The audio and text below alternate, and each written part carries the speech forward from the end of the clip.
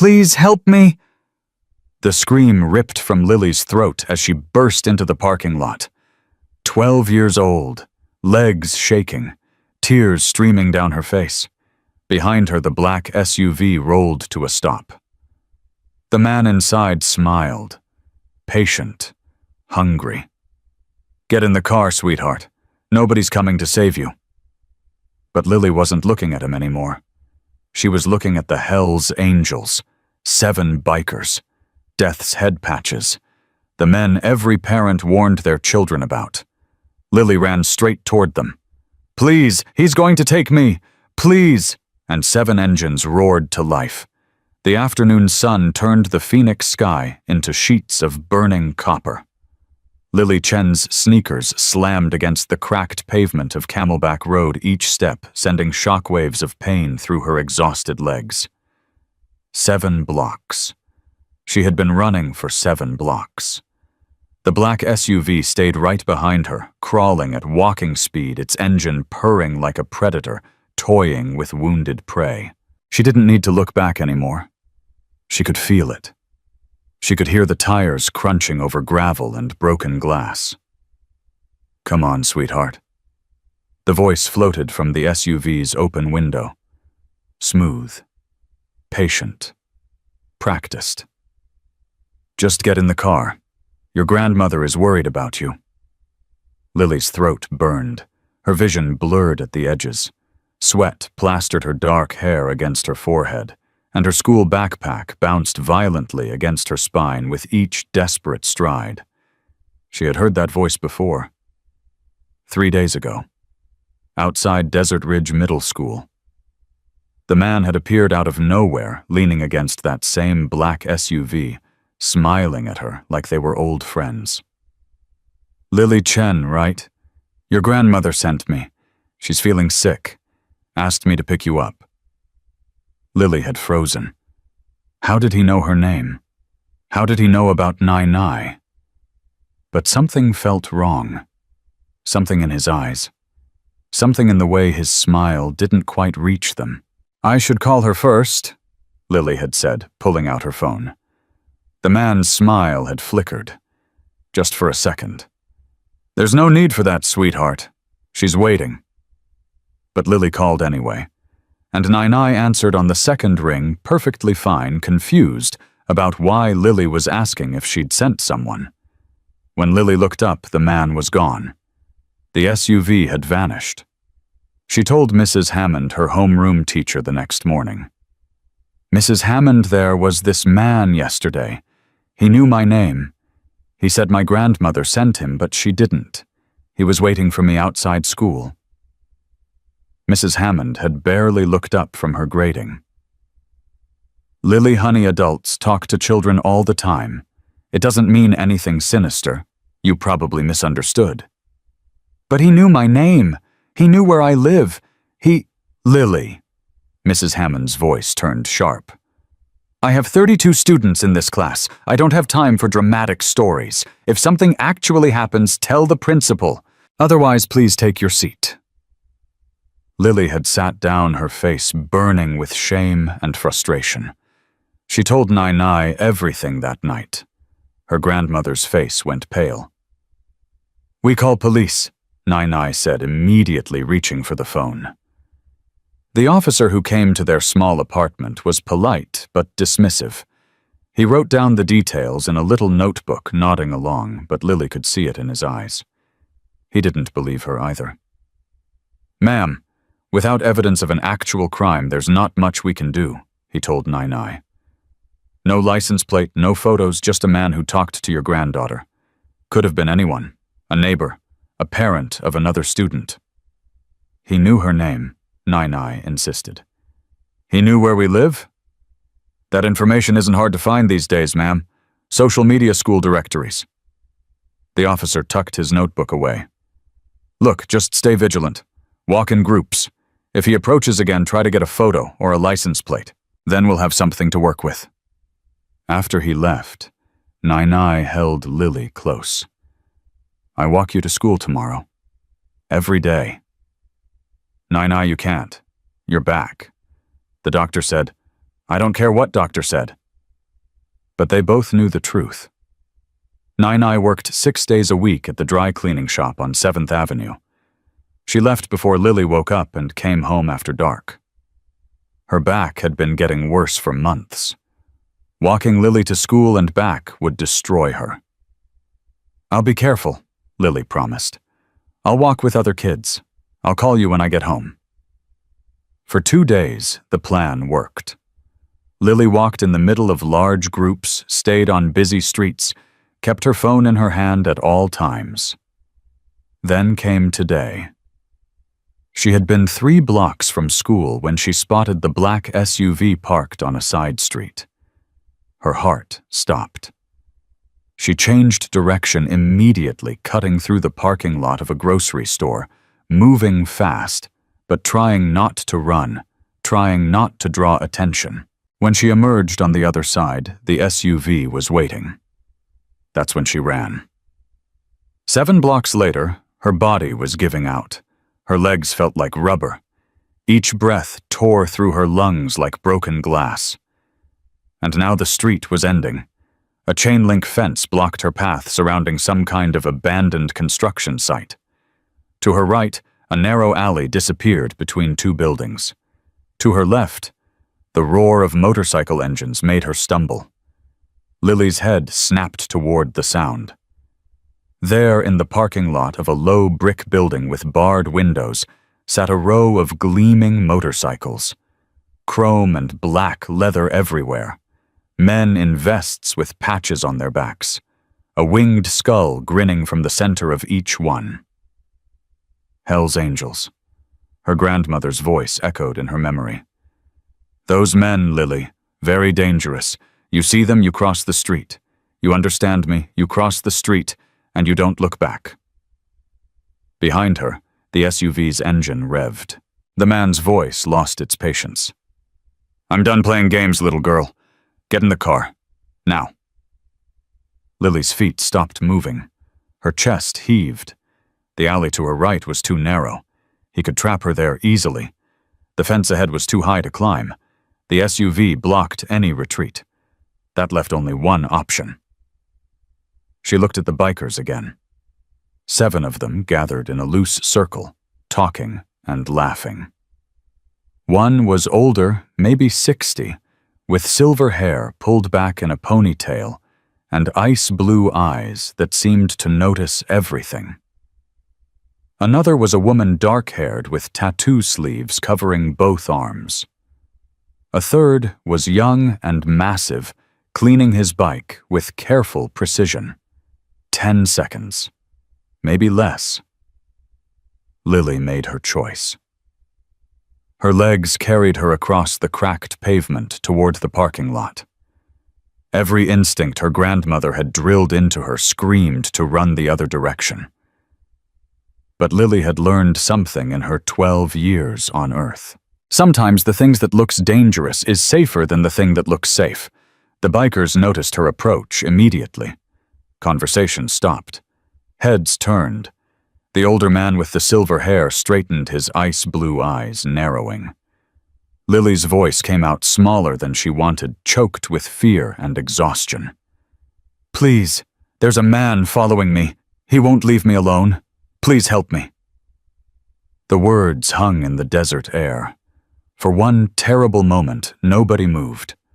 Lily felt 7 pairs of eyes studying her, taking in her torn backpack strap, her sweat-soaked shirt, the raw terror written across her face. Then the older biker's gaze shifted past her to the black SUV, idling at the parking lot entrance. His expression changed.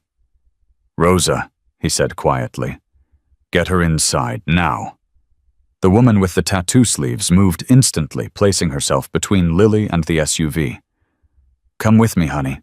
You're safe now. Lily's legs nearly buckled with relief, but Rosa caught her elbow, gently guiding her toward the building's entrance.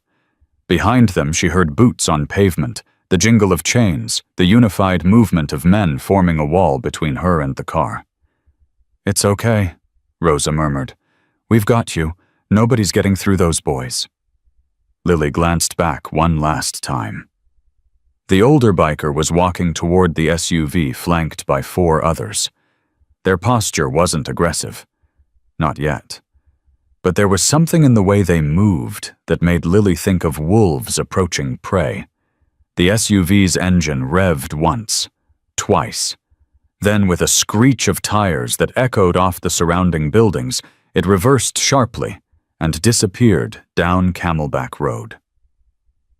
"Come on," Rosa said gently, pulling open the heavy metal door. "Let's get you some water."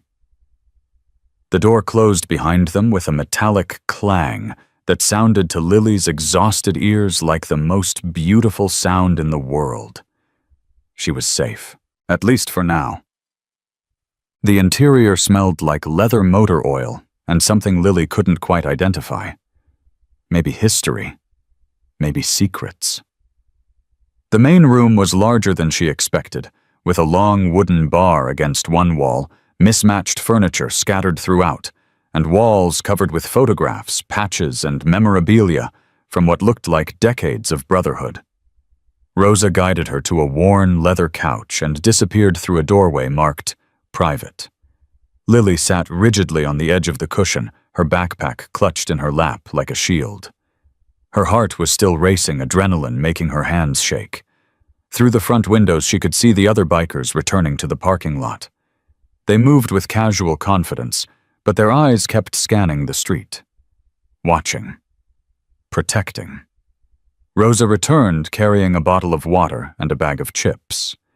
Behind her came a man Lily hadn't noticed before, the one with the silver hair and ice-blue eyes. Up close, he was even more imposing than she'd thought. 6'3" at least, with arms like tree trunks, and a face that looked like it had seen more than its share of trouble. But when he looked at Lily, his expression softened. "I'm Hawk," he said, settling into a chair across from her. "Victor Morrison, but everyone calls me Hawk. I run this chapter." He gestured to the woman. "You've met Rosa. She's our everything, really." "Don't let him fool you," Rosa said, handing Lily the water bottle. "I just keep these idiots from killing themselves." Lily unscrewed the cap with trembling fingers and took a long drink. The cold liquid soothed her burning throat. When she lowered the bottle, Hawk was still watching her with patient, knowing eyes. "Want to tell us what happened out there?" Lily hesitated. She'd tried telling adults before. The teacher who didn't believe her. The cop who couldn't do anything. Why would these strangers be any different? But something in Hawk's expression, something steady and serious, made her want to try one more time. "There's this man," she began. "He started following me 3 days ago. He knows my name. He knows where I live. He keeps showing up outside my school. And today he was waiting near my route home. When he saw me, he started following in his car. I ran, but he just kept following. He was so patient, like he knew I'd get tired eventually." Her voice cracked. "He told me to get in, said my grandmother sent him, but she didn't. She didn't send anyone." Rosa's expression hardened. "Did you tell anyone, parents, teachers? My grandmother called the police. They said without evidence of an actual crime, there's nothing they can do." Lily looked down at her hands. "My teacher said I was probably overreacting, that adults talk to kids all the time." Hawk and Rosa exchanged a look that Lily couldn't quite read. "What about your parents?" Rosa asked gently. "My mom died when I was 4. Car accident." Lily's voice was flat, rehearsed from years of explaining. "My dad left before I was born. It's just me and Nai now, my grandmother." "And where's your grandmother during the day?" "Working. She manages a dry cleaning shop across town. She can't walk me to school because her back is bad, and she has to be at work early and—" Lily felt tears prick her eyes. "I told her I'd be careful. I told her I'd walk with other kids. I tried to do everything right." "Hey." Rosa reached over and touched Lily's knee. "You did nothing wrong. You hear me? Nothing. That man is the problem, not you." The front door opened, and two more bikers entered, one young and massive with a shaved head, the other lean and weathered with a scar running down his left cheek. "Danny got a partial plate before the SUV took off," the big one reported. "Running it now." Hawk nodded. "Good. Jake, call Martinez at the precinct, see if he can speed things up." Lily stared at them. "Why are you helping me?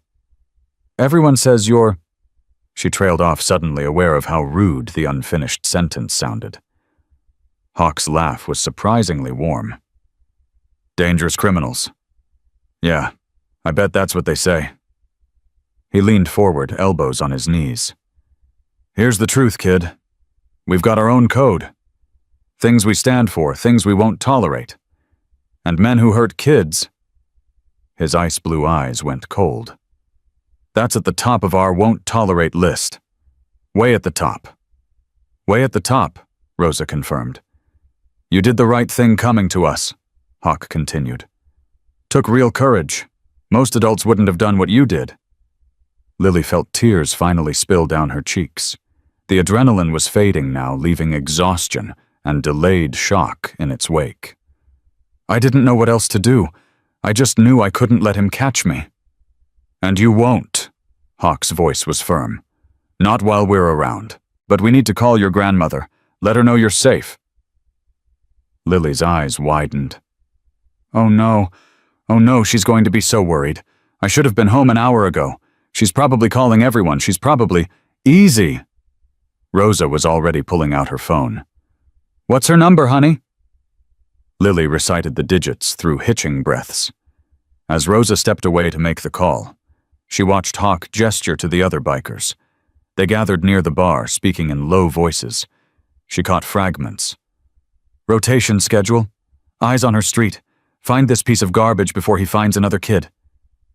10 minutes later, the clubhouse door burst open with such force that Lily jumped off the couch. Her grandmother swept into the room like a force of nature. Grace Chen was a small woman, barely 5 feet tall, with silver-streaked black hair and a face lined by decades of hard work. But in this moment, she seemed 10 feet tall, her dark eyes blazing with a mixture of relief and fury that only grandmothers can truly perfect. "Lily." She crossed the room faster than Lily thought possible, and pulled her into an embrace so tight it almost hurt. "Nai, I'm sorry. I'm so sorry. I didn't mean to scare you. Shh." Grace held her at arm's length, examining her for injuries, running her hands over Lily's arms and face, like she needed to prove to herself that her granddaughter was real and whole. "You're safe. That's all that matters. You're safe." Then Grace turned to face Hawk and Rosa. Her expression was complicated, grateful, suspicious, defiant, all at once. "You're the ones who called—" "Yes, ma'am." Hawk rose from his chair, his posture respectful. "Your granddaughter came to us for help.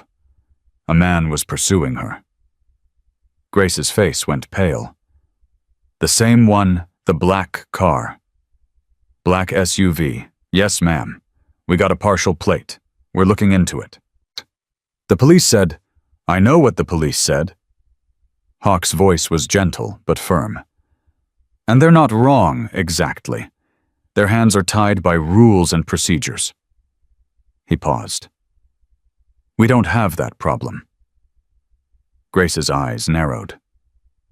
"What does that mean?" Rosa stepped forward. "It means we're going to find out who this man is and make sure he understands with absolute clarity that Lily is off limits. Permanently. Without anyone getting hurt," Hawk added, seeing Grace's expression. "We're not vigilantes, Mrs. Chen, but we can apply pressure in places the police can't. We can be visible in ways that make predators think twice." Grace looked between them, her hand tight on Lily's shoulder. Lily could feel her grandmother's pulse racing through her grip. "And what do you want in return?" The question hung in the air. Lily tensed, suddenly afraid the answer would be something terrible, something that would make this rescue come with a price her family couldn't afford. Hawk shook his head slowly. Nothing, ma'am. We don't help kids because we expect something back. We do it because it's right. Besides, Rosa added, your granddaughter showed more guts coming to us than most grown men show in a lifetime. That kind of courage deserves respect, not a price tag. Grace studied them for a long moment.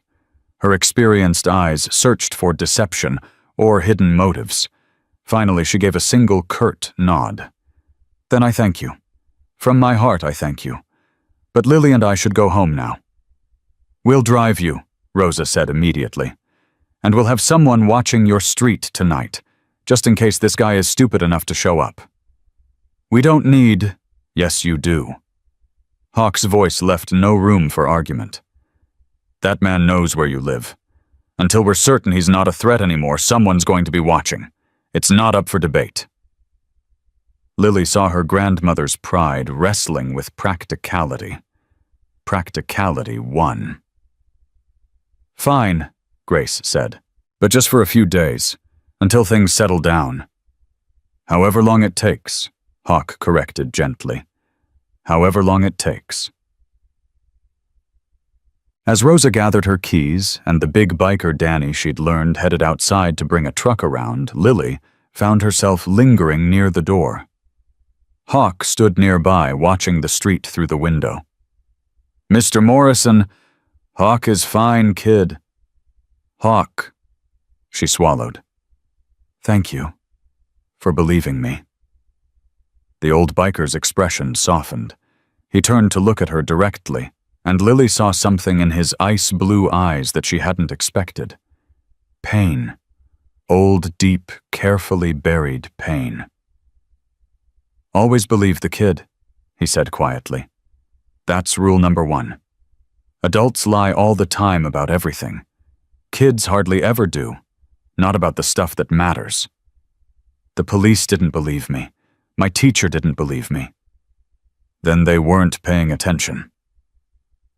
Hawk crouched down slightly so he was closer to her eye level. What you did today, running to us when every instinct probably told you not to, that took more courage than you know. Most people freeze when they're scared. They wait for someone to save them. You saved yourself. Don't ever forget that.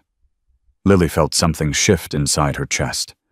Something warm and fierce that felt like it might be hope. The truck's ready, Danny called from outside. Hawk straightened. Go on. Rosa will take good care of you. Lily nodded and turned toward the door. Then she stopped. Hawk, why do you do this? Really? The old biker was quiet for a moment. When he spoke, his voice was rough around the edges. Because somebody should. Because too many kids fall through the cracks while adults argue about procedures and paperwork. Because— He stopped, his jaw tightening. Because I couldn't protect someone once, a long time ago, and I swore I'd spend the rest of my life making up for it. Before Lily could ask what he meant, Rosa appeared at the door. Come on, honey. Let's get you home. Outside, the Phoenix evening was settling in. The sky had deepened to purple-black, and stars were beginning to emerge over the distant mountains. Lily climbed into the back of Rosa's truck, with her grandmother feeling safer than she had in 3 days. As they pulled out of the parking lot, Lily noticed something that made her throat tighten. 4 motorcycles fell into formation around the truck.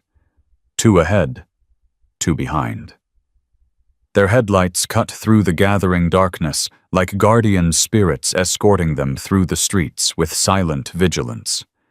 Grace noticed, too. Her hand found Lily's and squeezed gently.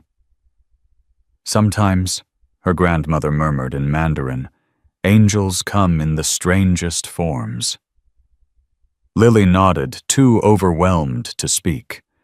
Through the truck's rear window, she could see the motorcycles following steadily, their riders alert and watchful. For the first time in 3 days, she felt like she could actually breathe. They pulled up to the small stucco house on Maple Drive 20 minutes later. The motorcycles idled at the curb as Rosa walked them to the door. "Someone will be outside all night," Rosa said. "You won't see them watching, but they'll be there. Try to get some sleep." "Thank you," Grace said, her voice thick with emotion. "I don't know how to—" "You don't have to know how." Rosa squeezed her hand. "Just lock your doors and rest. We'll handle the rest." Inside the house felt different somehow. Smaller. More fragile.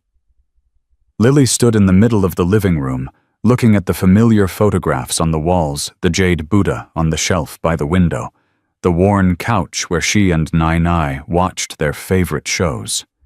It all looked the same. But everything had changed.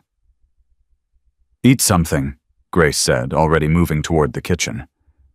"Then bed. You have school tomorrow." "Nai, I don't think I can—" "You can and you will." Her grandmother's voice was firm. "That man wants to disrupt your life. We don't let him win by hiding. We live our lives. We stay alert, but we live." Lily wanted to argue. Wanted to say that she couldn't possibly go back to school knowing that man was still out there, still watching, still waiting. But she saw the fear in her grandmother's eyes, the desperate need to believe that normal was still possible. "Okay," Lily whispered. "Okay." She ate without tasting the food, showered without feeling the water, climbed into bed and stared at the ceiling while her mind replayed the chase over and over. The purr of the engine, the patience in his voice, the dead end rushing toward her. What if there hadn't been bikers in that parking lot? What if the street had been empty? What if a sound outside her window made her bolt upright, heart hammering? She crept to the window and carefully pulled back the curtain. There, parked across the street under the glow of a streetlight, sat a man on a motorcycle. Danny, the big one, with the shaved head. He wasn't looking at the house. He was watching the street, his posture alert but relaxed, scanning every car that passed, every shadow that moved. He was keeping watch. Actually keeping watch. Lily let the curtain fall and climbed back into bed. Her heart was still racing, but something else was there too now. Something that felt almost like safety. She closed her eyes. And for the first time in 3 days, she slept. Lily woke to the smell of her grandmother's tea and the rumble of a motorcycle engine outside. Morning light streamed through her window. She stumbled to the curtain and looked out. A different biker now. The lean one with the scar, Jake, she remembered. He sat on his bike across the street, a thermos of coffee in one hand, his eyes scanning the neighborhood with casual vigilance. "He's been there since 5, Grace said from the doorway, making Lily jump. Her grandmother's expression was complicated. "There was a different one during the night. I saw him when I got up at 3. "They really stayed all night. All night." Grace shook her head slowly. "These men your grandmother told you to avoid. They're the only ones who actually showed up." Lily turned from the window. "Nai, I'm sorry. I didn't mean to bring all this trouble. Stop." Grace crossed the room and took Lily's face in her weathered hands. "You did nothing wrong. That man brought trouble. You just survived it." Her eyes glistened. "Your grandfather would be so proud of you. So proud of how brave you were." "I wasn't brave. I was terrified." "That's what brave means, little one. Doing the hard thing even when you're scared." Grace kissed her forehead. "Now get ready for school. Rosa will drive you, and when school ends, she'll pick you up." "What about you? Don't you have to work?" "I called Mr. Peterson, told him family emergency. He gave me the day off." Nai, you can't afford— I can't afford to lose you." Grace's voice cracked. "Money we can figure out. You I cannot replace." 2 hours later, Lily walked into Desert Ridge Middle School with her backpack on her shoulder and a new phone number programmed into her contacts. Rosa had driven her staying 3 car lengths behind the whole way, watching for any sign of the black SUV. At the drop-off circle, she'd pressed a card into Lily's hand. Anything happens, anything at all, you call this number. Doesn't matter if it's nothing, doesn't matter if you're being paranoid. You call, and someone will be there in 5 minutes. Understand? Lily had nodded, tucking the card into her pocket. Now walking through the school's front doors, she felt the weight of it against her leg. A lifeline. A promise. The hallway felt different today. Maybe it was her imagination, but everyone seemed to be looking at her. Whispers followed in her wake. Heard she ran to a biker gang. Like actual hellsangels. My mom said they're probably drug dealers. Lily kept her head down and walked faster. By lunch, 3 different students had approached her asking if the rumors were true. She gave the same answer each time. They're just helping until the police figure things out. It wasn't exactly a lie. It wasn't exactly the truth either. During 6th period, the classroom intercom crackled to life. Lily Chen, please report to the counselor's office. Lily's stomach dropped. She gathered her things and walked the familiar route to the administrative wing, her mind racing through possibilities. Had something happened? Had they caught the man? Had something happened to Nai? But when she entered the counselor's office, she found only Mrs. Hammond waiting for her, the teacher who hadn't believed her. Lily, sit down. Mrs. Hammond's smile was tight, uncomfortable. I heard about what happened yesterday. I want you to know that if you had given me more details, I would have taken your concerns more seriously. Lily stared at her. I told you a man was following me, she said slowly. I told you he knew my name. I told you he knew where I lived. What other details did you need?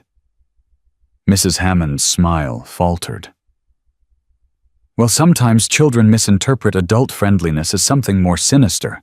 It's natural to... He chased me for 7 blocks yesterday. Lily's voice was flat. He tried to force me into his car.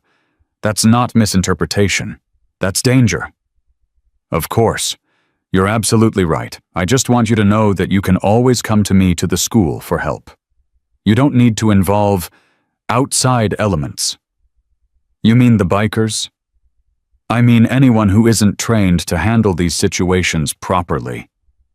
Lily stood, slinging her backpack over her shoulder. The trained people told my grandmother to stay vigilant and call if something happened. The bikers actually did something. She met Mrs. Hammond's eyes. I think I'll stick with them. She walked out before the teacher could respond, her hands shaking with anger and something else.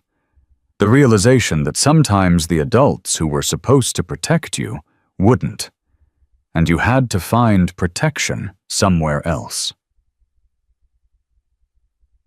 Rosa was waiting at the pickup zone when school ended. She leaned against her truck with sunglasses on and arms crossed, looking exactly like the kind of person suburban parents warned their children about. Several mothers hurried past with their kids, shooting nervous glances over their shoulders. Rosa ignored them completely. When Lily emerged through the front doors, Rosa's stern expression softened. How was school? Weird. Lily climbed into the truck. Everyone knows. Everyone's staring. Let them stare. Rosa pulled out of the parking lot, her eyes constantly checking the mirrors. Better they stare than you end up in some predator's car. They drove in silence for several blocks. Lily watched the familiar streets pass by, trying to spot the black SUV in every shadow. Rosa, yeah, did you find out anything about the man? Rosa was quiet for a moment. Then, Hawk got an ID on the SUV's owner. Name's Ronald Bates. 45 years old, lives over in the Northeast Heights. Has a record nothing major, mostly misdemeanors. But there's a restraining order from an ex-girlfriend. Pattern of behavior. Lily's stomach clenched. What happens now? Now. Rosa's voice was calm, but there was steel underneath. Now we make absolutely certain he understands you're untouchable. Some of the guys are going to pay him a visit. Have a conversation. Make things crystal clear. Won't that get them in trouble? Rosa's smile was wolfish. Depends on what you mean by trouble. We're just going to talk to him. Remind him about certain laws regarding minors. Suggest he might want to rethink his hobbies. Very civilized. Lily wasn't sure she believed the civilized part. She wasn't sure she cared. They pulled up to the house on Maple Drive. Jake was still across the street now, joined by another biker Lily didn't recognize. Both men nodded to Rosa as she parked. Inside, Grace had made enough food to feed an army. For the men outside, she explained when Lily stared at the massive quantity of dumplings and noodles covering the kitchen table. They're missing meals to watch over us. The least I can do is feed them. That evening, Lily helped her grandmother carry plates out to the bikers. Jake accepted his with a surprised grin, and the other man who introduced himself as Mike looked genuinely moved. "Ma'am, you didn't have to." "I wanted to." Grace pressed the plate into his hands. "You watch over my granddaughter. I take care of you. This is how it works." Back inside, Lily sat at the kitchen table doing homework while her grandmother cleaned up. The normal sounds of their evening routine, the clink of dishes, the hum of the old refrigerator, the distant rumble of motorcycles outside created a strange kind of peace. Then Lily's phone buzzed. Unknown number. She stared at the screen, her heart suddenly pounding. "Lily." Grace noticed her frozen posture. "What is it?" With trembling fingers, Lily opened the message. "I know where you are. I know who's watching you. They can't protect you forever. Sweet dreams, sweetheart." The phone slipped from Lily's hands and clattered to the floor. Outside, a motorcycle engine roared to life as Jake began another slow patrol of the block. But suddenly the sound that had been comforting felt very, very small, and the darkness pressing against the windows felt very, very large. Grace snatched the phone from the floor before Lily could move. Her grandmother's face went white as she read the message. Then something shifted in her expression. The fear hardened into something else. Something fierce. "We call Hawk.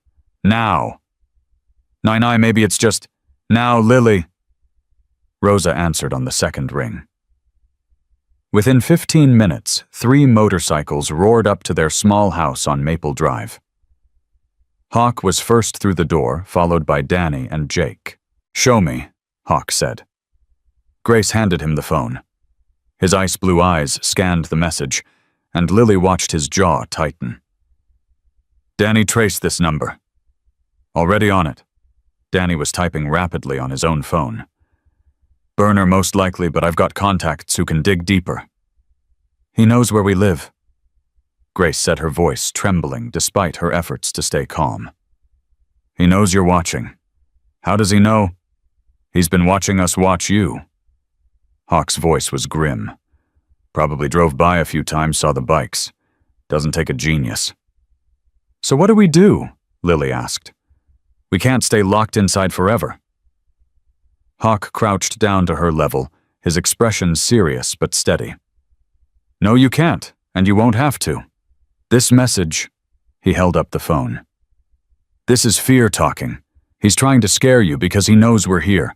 Predators like control. When they lose it, they panic. They make mistakes." "What kind of mistakes?" "The kind that get them caught." Hawk stood. "Rosa, I want 2 people on the house at all times now. Rotating 4-hour shifts. Jake, get Martinez on the phone. This message is evidence. The cops might actually be able to do something with it." "And Bates?" Danny asked. Hawk's expression went cold. "Move up the timeline. We visit him tonight." Lily felt her grandmother's hand grip her shoulder. "What are you going to do to him?" "Just talk, Mrs. Chen." Hawk's voice was calm. "Just a conversation between concerned citizens." But his eyes told a different story. The bikers left 20 minutes later, leaving Jake and a woman named Maria outside. Lily tried to do her homework, but the words on the page blurred together.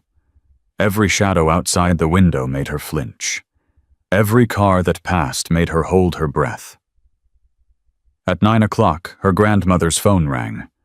Grace answered, listened for a moment, then slowly sat down on the couch. "What?" Lily rushed to her side. "What is it?" Grace lowered the phone. Her hands were shaking, but there was something new in her eyes. Something that looked almost like relief. "That was Hawk. They found Ronald Bates. And he's not going to bother you anymore." Lily wanted to ask what that meant. Wanted to know exactly what had happened in that conversation between concerned citizens. But something in her grandmother's expression told her not to push. Some things maybe were better left unknown. She slept that night without dreams. The next morning, Hawk himself was waiting outside when Lily left for school. "Thought I'd give you the escort today," he said, handing her a helmet. "If that's okay with your grandmother." Grace stood in the doorway, watching. For a long moment, she didn't speak. Then she gave a single nod. "Bring her back safe." "Always." Lily climbed onto the back of Hawk's motorcycle, her heart pounding with a mixture of fear and excitement. She'd never been on a bike before. The engine roared to life beneath her, vibrating through her whole body. "Hold on tight," Hawk called over his shoulder. She gripped his leather vest, and they pulled away from the curb. The ride to school took only 10 minutes, but it felt like flying. The wind whipped past her face, and the city blurred around them. For those 10 minutes, Lily forgot about the black SUV, forgot about the threatening message, forgot about everything except the pure, rushing freedom of the road. When they pulled into the school parking lot, every head turned. Students stopped mid-step. Teachers stared from the sidewalk. A group of girls near the entrance actually dropped their phones. Hawk pulled to a stop near the front doors and helped Lily off the bike. "Same time this afternoon?" he asked. Lily nodded, suddenly very aware of several hundred eyes watching them. "Hey," Hawk's voice dropped low. "You've got nothing to be embarrassed about. These people didn't help you when you needed it." "We did. Remember that." He revved the engine once, a sound that echoed across the entire parking lot, and roared away. Lily walked into school with her head held high. The whispers followed her all day, but they were different now. Less mocking. More curious. Even a little awed. During lunch, a girl named Megan, one of the popular kids who'd never spoken to Lily before, actually sat down at her table. "So is it true?" Megan asked, barely containing her excitement. "You're actually friends with the hellsangels." "They're helping me," Lily said carefully. "There was a man following me. They're making sure he stops." "That is literally the coolest thing I've ever heard. Like my mom would kill me if I even talked to a biker, and you actually rode one's motorcycle to school." Lily thought about correcting her, about explaining that she hadn't sought out the bikers for fun, that she'd run to them out of pure desperation. But something stopped her. Let them think she was cool. Let them think she was brave. Maybe if she heard it enough, she'd start to believe it herself. That afternoon, Rosa picked her up instead of Hawk. "He's dealing with some things," Rosa explained as Lily climbed into the truck. "The cops finally got off their butts and opened an actual investigation. Hawk's giving a statement about what happened." "Will he get in trouble for visiting Bates?" Rosa's smile was thin. "Let's just say the visit was very carefully documented, 6 witnesses, all respectable business owners who happened to be present. Video recording of the entire conversation showing Bates admitting to following you, confessing to things he'd done to other kids, begging for forgiveness. Lily's stomach turned. Other kids? You weren't his first, honey, but thanks to you, you might be his last. They drove in silence for several blocks. Lily stared out the window, processing what Rosa had said. Other kids. He'd done this before. Followed other girls, maybe caught some of them done things that... She couldn't finish the thought. Rosa, what's going to happen to him now? With any luck, prison. Danny sent copies of everything to the police, anonymously but with enough evidence that they can't ignore it. The DA's already talking about charges. And if he doesn't go to prison... Rosa's hands tightened on the steering wheel. Then we handle it differently. But let's cross that bridge when we come to it.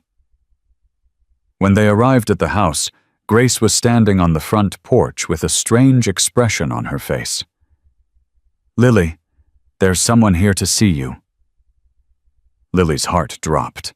Her mind immediately went to the worst possibilities. The police with bad news. A social worker asking questions. Ronald Bates somehow escaped and waiting inside. But when she walked through the door, she found Hawk sitting on the couch looking more uncomfortable than she'd ever seen him. And sitting across from him, holding a cup of her grandmother's tea with trembling hands, was a woman Lily had never seen before. She was maybe 40, with tired eyes and graying hair pulled back in a messy ponytail. She looked like she hadn't slept in days. Lily. Hawk stood. This is Patricia Bates, Ronald's ex-wife. Lily froze in the doorway. Patricia looked up at her with red-rimmed eyes. I'm not here to defend him. Please believe that. I left him 3 years ago because... She stopped, her voice catching. Because I finally believed what my daughter was trying to tell me. Your daughter, Emma. She's 14 now. Patricia set down the teacup with shaking hands. Ronald did things to her, for years. And I didn't believe her. She told me over and over, and I thought she was just acting out, trying to get attention, trying to break up our marriage. Tears spilled down her cheeks. I was so stupid, so blind. By the time I finally listened, she'd tried to hurt herself. Twice. Lily felt like the floor was tilting beneath her feet. Why are you telling me this? Patricia wiped her eyes. Because I heard what you did.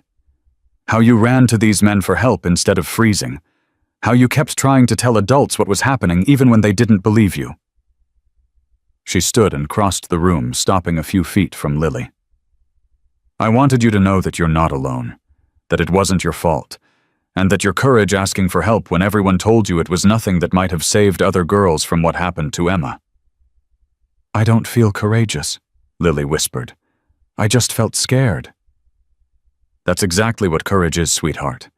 Being scared and doing it anyway. Patricia stayed for another hour talking with Grace about support groups and counseling services and the long road to healing that her own family was still walking.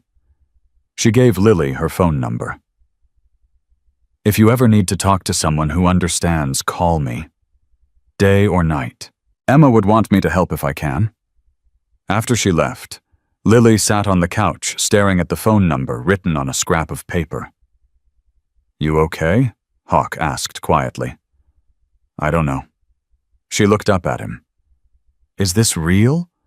Does this actually happen to people?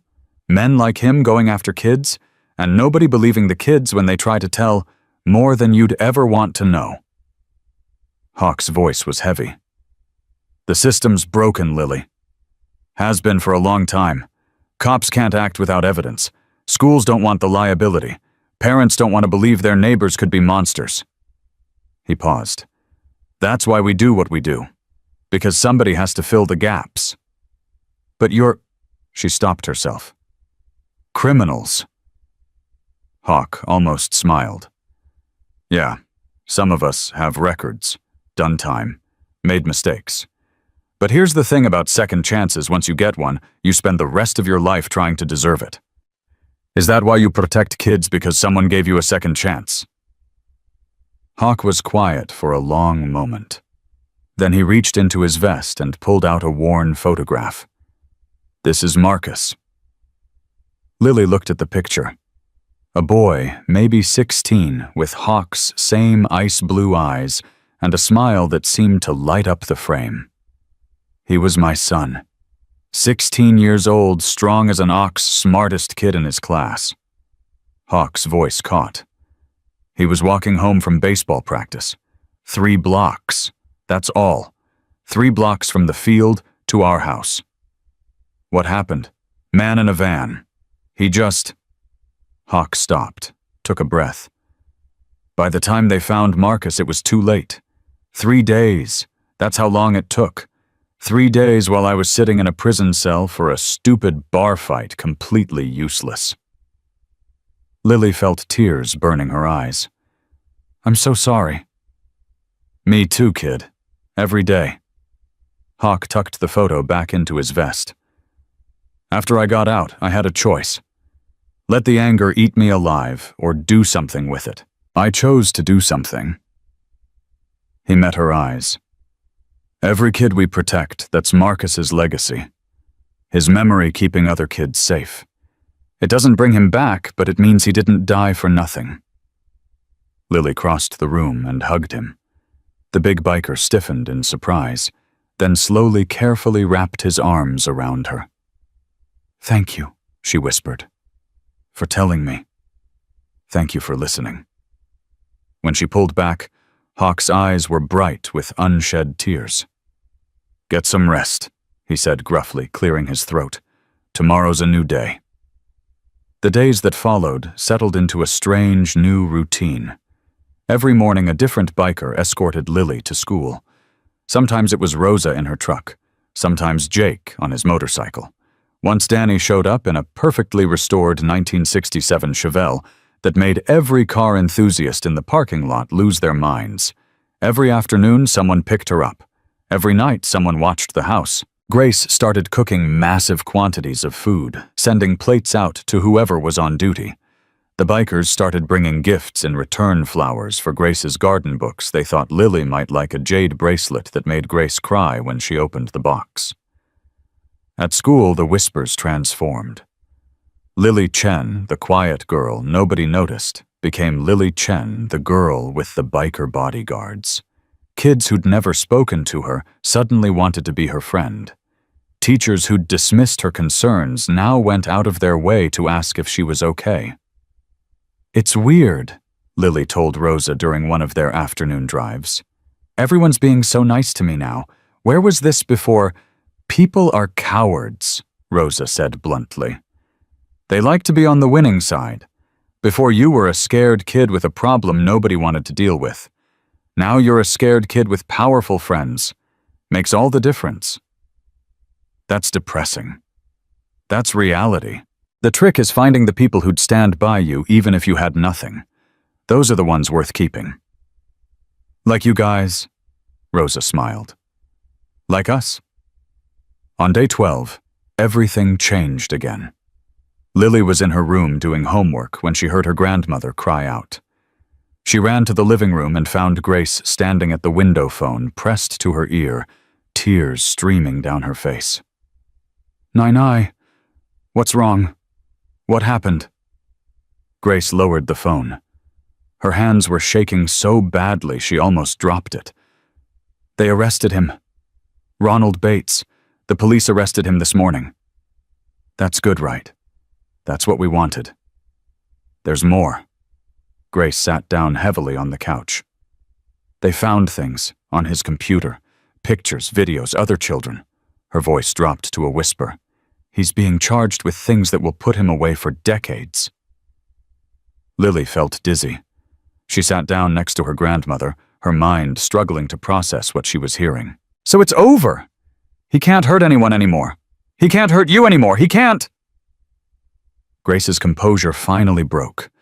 She pulled Lily into her arms and sobbed years of fear and worry and guilt pouring out in heaving waves. I'm sorry, Grace kept saying. I'm so sorry I couldn't protect you. I'm so sorry you had to go through this. I'm so sorry. Nai, stop. Lily held her grandmother tighter. You did protect me. You believed me when no one else would. You called the police. You let the bikers help. You did everything right. I should have walked you to school. I should have. You have a bad back and a job that keeps us fed. You can't do everything. Lily pulled back and looked into her grandmother's tear-streaked face. And I'm okay. I'm safe. We did it together. Grace cupped Lily's face in her hands. When did you get so wise? I had a good teacher. They sat together on the couch for a long time, holding each other, letting the relief wash over them in waves. Later that evening, the whole club showed up at their door. Hawk, Rosa, Danny, Jake, Maria, and at least 10 others Lily had never met. They crowded into the small living room, spilling into the kitchen, their leather vests and tattoos looking wildly out of place among Grace's delicate jade figurines and Buddhist prayer flags. We heard the news, Hawk said. Thought we'd come celebrate. Rosa was carrying grocery bags. We brought dinner. Hope you like barbecue. And dessert, Danny added, holding up a cake box. Chocolate, because Danny's friend at the bakery said everyone likes chocolate. Grace stared at the crowd filling her home. For a moment, she looked completely overwhelmed. Then she started laughing. You're all crazy, she said, wiping her eyes. Every single one of you, completely crazy. That's why you love us, Rosa said, pushing past her into the kitchen. The party lasted for hours. The bikers ate everything Grace put in front of them, and then ordered pizza when the barbecue ran out. They told stories that made Lily laugh until her stomach hurt. They taught Grace phrases in English that were probably inappropriate based on how hard everyone laughed when she repeated them. At one point, Lily found herself sitting on the front porch with Hawk looking up at the Arizona stars. So this is what it feels like, she said quietly. Being safe. Yeah. Hawk took a sip of his beer. This is what it feels like. Does it last? The feeling, sometimes. Sometimes you wake up at 3 in the morning and the fear comes back for no reason. But it gets better, and you learn to trust the people around you. That helps. Lily was quiet for a moment. Then, what happens now, I mean with us? With you guys? Will you just disappear? Hawk turned to look at her. Is that what you're worried about, that we're going to walk away now that the danger's over? It's what everyone else does. We're not everyone else. Hawk's voice was firm. You're family now, Lily. That doesn't go away because the crisis passed. Rosa's already talking about taking you to your first real motorcycle rally. Danny wants to teach you to work on engines. And your grandmother, he smiled. Your grandmother has somehow become the unofficial mother of this entire chapter. Do you have any idea how long it's been since anyone cared whether we ate actual vegetables? Lily laughed. She does like feeding people. She likes taking care of people. There's a difference. Hawk finished his beer and stood. You should get some sleep. School tomorrow. Yeah. Lily rose and moved toward the door, then stopped. Hawk, yeah. Thank you. For everything. For believing me when nobody else would. For protecting us. For, she struggled to find the right words. For making me feel like I mattered. Hawk's expression softened. You do matter, Lily. Don't ever let anyone make you feel like you don't. She went inside and found her grandmother in the kitchen, loading the dishwasher while Rosa dried the clean dishes. There you are, Grace said. I was about to send a search party. Just talking to Hawk? He's a good man. Grace said it simply like stating the sky was blue. They all are. I was wrong about them. So wrong. They surprised you. They surprised me, Grace agreed. But they also reminded me of something important. Your grandfather used to say that you can't judge a book by its cover. You have to read the pages inside. She smiled. I think I finally understand what he meant. The party wound down around midnight. One by one, the bikers said their goodbyes, roaring off into the darkness, until only Rosa was left. I'll be outside tonight, Rosa said at the door. Last official watch. After this, we transition to just checking in. Regularly. You don't have to. I know I don't have to. Rosa smiled. I want to. That's what family does. After she left, Lily stood in the middle of the quiet living room. The house smelled like barbecue and chocolate cake and motorcycle leather. It smelled like safety, like home, like family. She went to bed and slept better than she had in weeks. 3 weeks later, Lily was at the Phoenix Public Library researching a history project on Route 66. The library was quiet, afternoon light filtering through the windows. She'd found a comfortable chair near the history section, her laptop open, her notes spread across the table. Normal. Everything felt so beautifully, wonderfully normal. Then she heard raised voices near the entrance. Her head snapped up. A man was arguing with the librarian at the front desk. Young guy, maybe early 20s, his movements jerky and aggressive. I told you I need to use a computer. I don't care about your waiting list. The librarian, a kind-faced woman named Mrs. Palmer, kept her voice calm. Sir, all our computers are currently occupied. If you'll just sign up, the wait is only about... I don't have time for this bureaucratic garbage. Lily watched as several patrons shifted uncomfortably. 2 mothers with small children quietly gathered their belongings. An elderly man near the magazines lowered his newspaper concern on his face. Then Lily's blood went cold. She saw the outline of something under the back of the man's shirt. A shape she recognized from Nine Eyes' warnings, from news reports, from the active shooter drills at school. A gun. Her first instinct was to freeze, to stay small and invisible, just like her grandmother had always taught her. But as she watched the young man's agitation increase, as she saw Mrs. Palmer's polite smile becoming strained, as she noticed a little girl, maybe 5 or 6 years old, playing in the children's section, completely unaware of the danger, something shifted inside her. She thought about the choice she'd made 3 weeks ago. Running toward the bikers instead of away from them, asking for help from the people everyone told her to fear. She'd found courage then. She could find it again now. Lily pulled out her phone and scrolled to Rosa's number. Rosa. She kept her voice low, turning away from the main area. I'm at the Phoenix Public Library. There's a man here who's really agitated, and I think he has a gun. I don't know if he's going to do anything, but stay on the line. Rosa's voice went instantly sharp. Are you somewhere safe? I'm in the back near the history section. He's up front at the desk. Can you get to an exit? Lily looked around. The closest exit was past the agitated man. The emergency exit was on the far side of the library, past the children's section, where that little girl was still playing with blocks. Not without passing him or going through where the kids are. Then stay put. Stay low. I'm 5 minutes away, and I'm calling the others. Rosa's voice was firm. Do not try to be a hero, Lily. You hear me? Do not engage. I hear you. Good girl. Now tell me everything you see.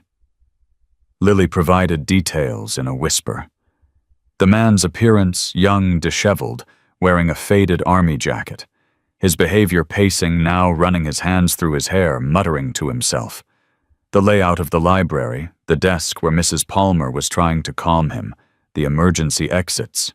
How many people were present? Rosa stayed on the line, her voice a steady anchor. Then the man's voice rose to a shout. You know what? Forget it. You people are all the same, useless, all of you. He turned to leave. Lily felt relief flood through her. False alarm. Just an angry guy having a bad day. He was leaving.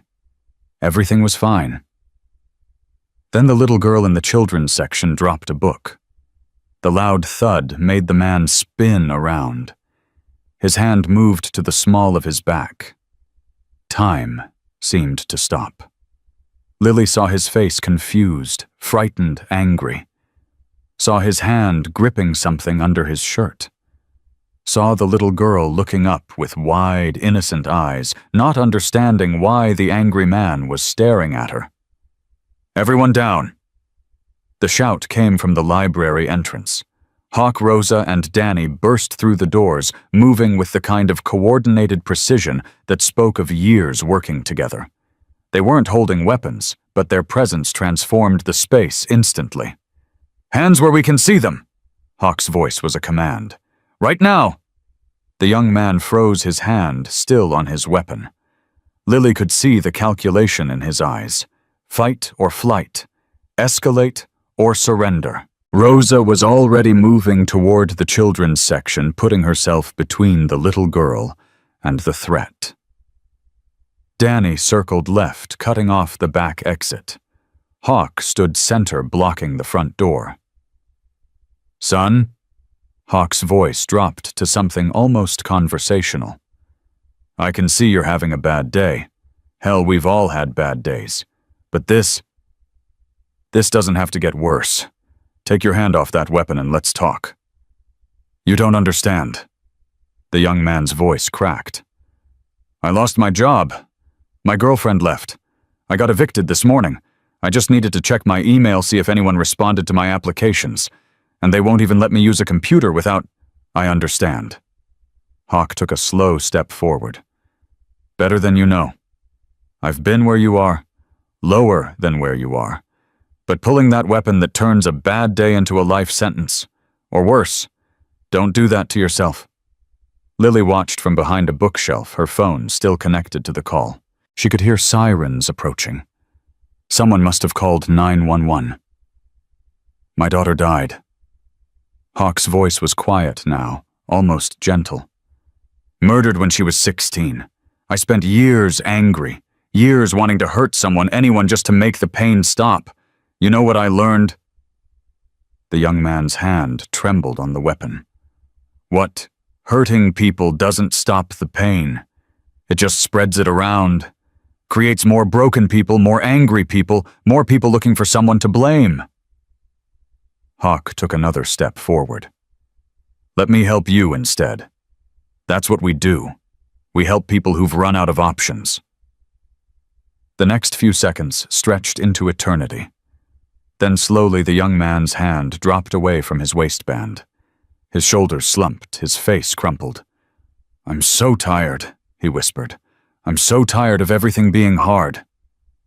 Hawk closed the distance and carefully reached under the man's shirt, removing a small handgun and passing it to Danny. Then he did something that made Lily's throat tighten. He put his arm around the young man's shoulders and guided him to a chair, sat down next to him, started talking quietly, offering comfort to someone who'd been seconds away from tragedy. Police arrived moments later. The young man was taken into custody, but gently thanks to Hawk's intervention. Everyone gave statements. Mrs. Palmer kept saying she couldn't believe what had almost happened. The little girl's mother was crying, clutching her daughter so tight the child squirmed. Throughout it all, Rosa stayed close to Lily. "You did good," Rosa said quietly. "You saw danger. You stayed safe. You called for backup. That's exactly what you should have done." "Is he going to be okay?" "The man—" "Honestly, I don't know. He's facing charges for carrying in a public building. Probably a mental health evaluation." Rosa paused. "But Hawk gave him his number. Told him when he gets out if he needs work, or just someone to talk to call. Sometimes people just need to know someone gives a damn."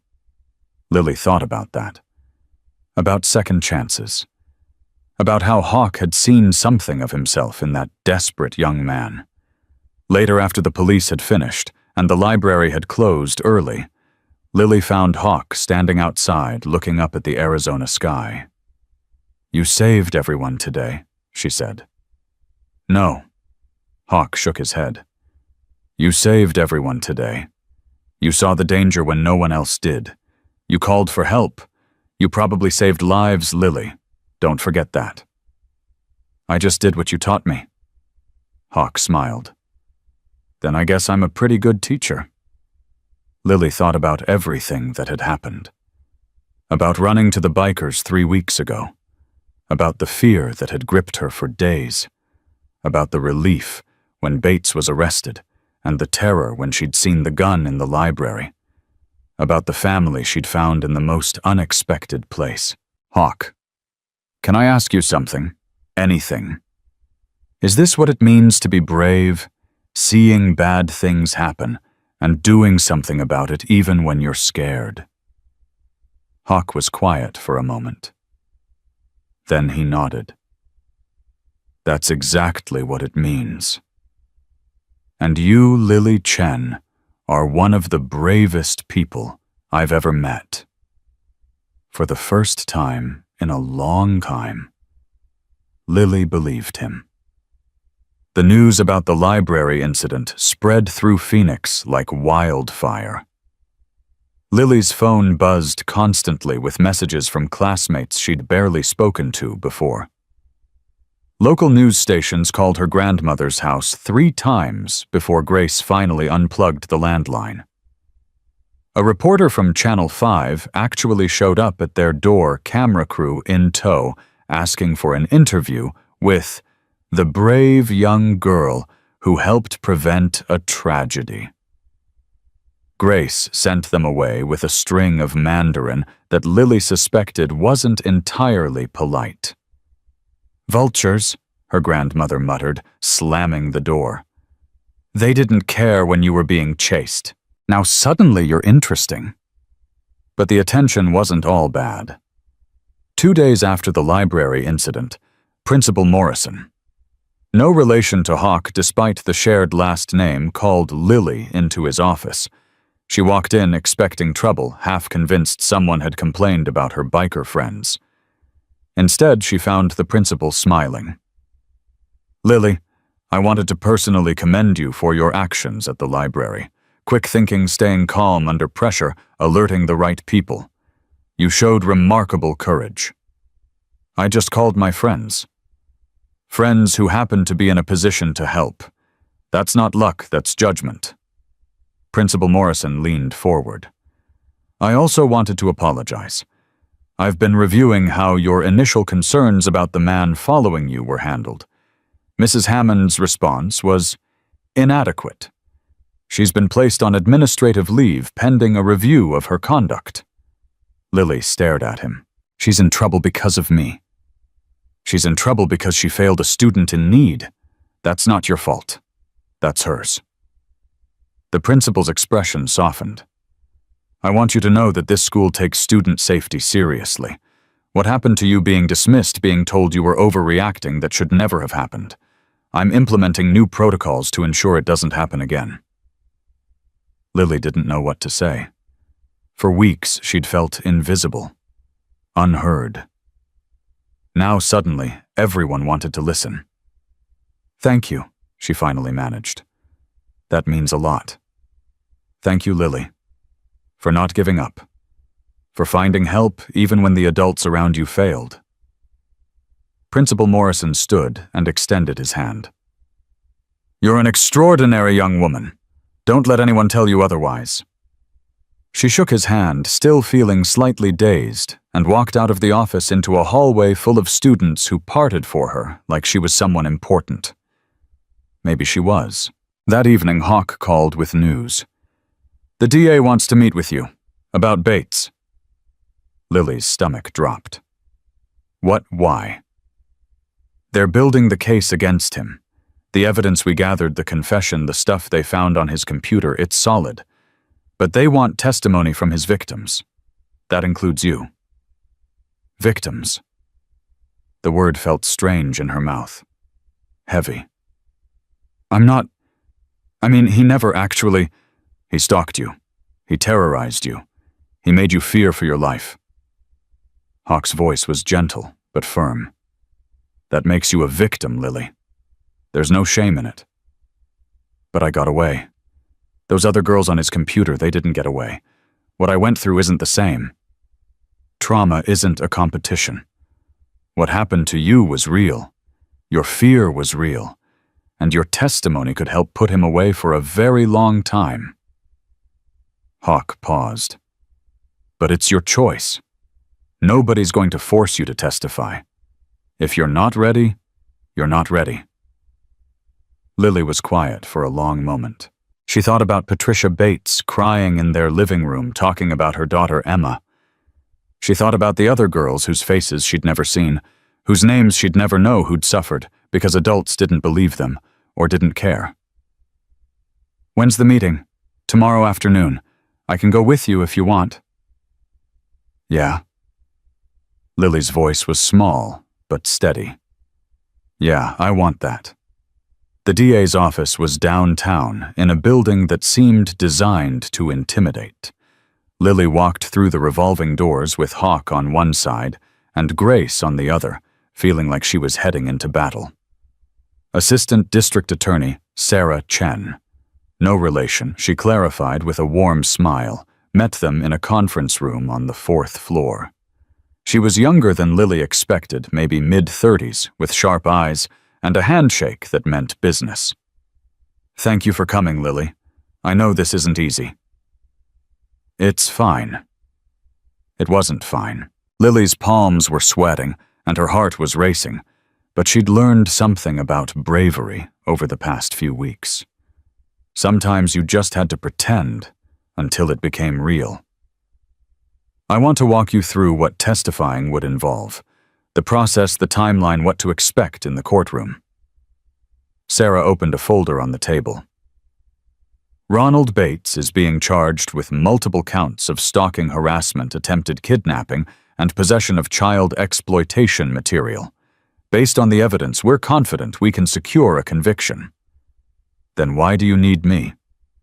Because juries respond to stories, not just evidence. They need to see the human impact. They need to understand that this wasn't a victimless crime. Sarah met Lily's eyes.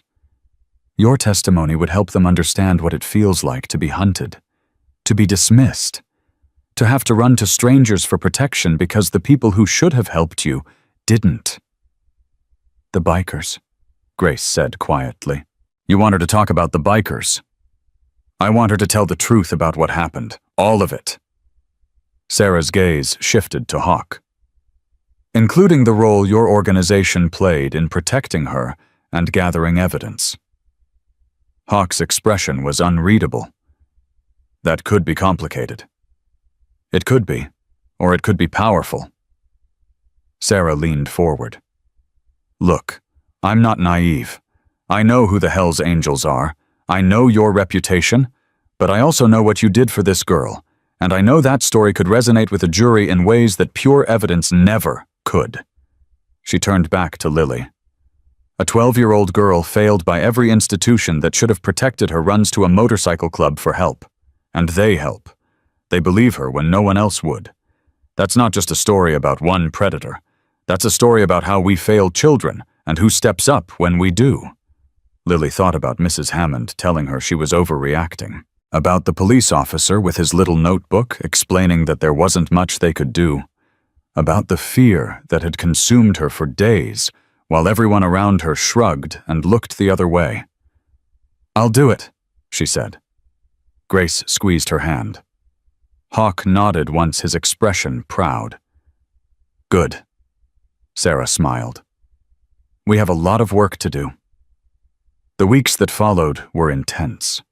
Lily met with Sarah 3 times a week, going over every detail of what had happened. The first time she saw Bates, the chase down Camelback Road, the terror of running to the bikers, the threatening text message. Everything. It was exhausting. Some nights she went home and cried for hours, reliving moments she'd tried to forget. Other nights, she couldn't sleep at all, the memories playing on loop behind her eyes. But she kept going. Rosa started driving her to the sessions, waiting in the parking lot with coffee and snacks. Danny showed up at school events, lurking in the back like a tattooed guardian angel. Jake brought Grace groceries twice a week, claiming he happened to be in the neighborhood, even though they all knew he lived clear across town. The club closed ranks around them, a protective wall of leather and chrome and unconditional support. One evening, about a month before the trial, Lily found herself alone in the clubhouse with Hawk.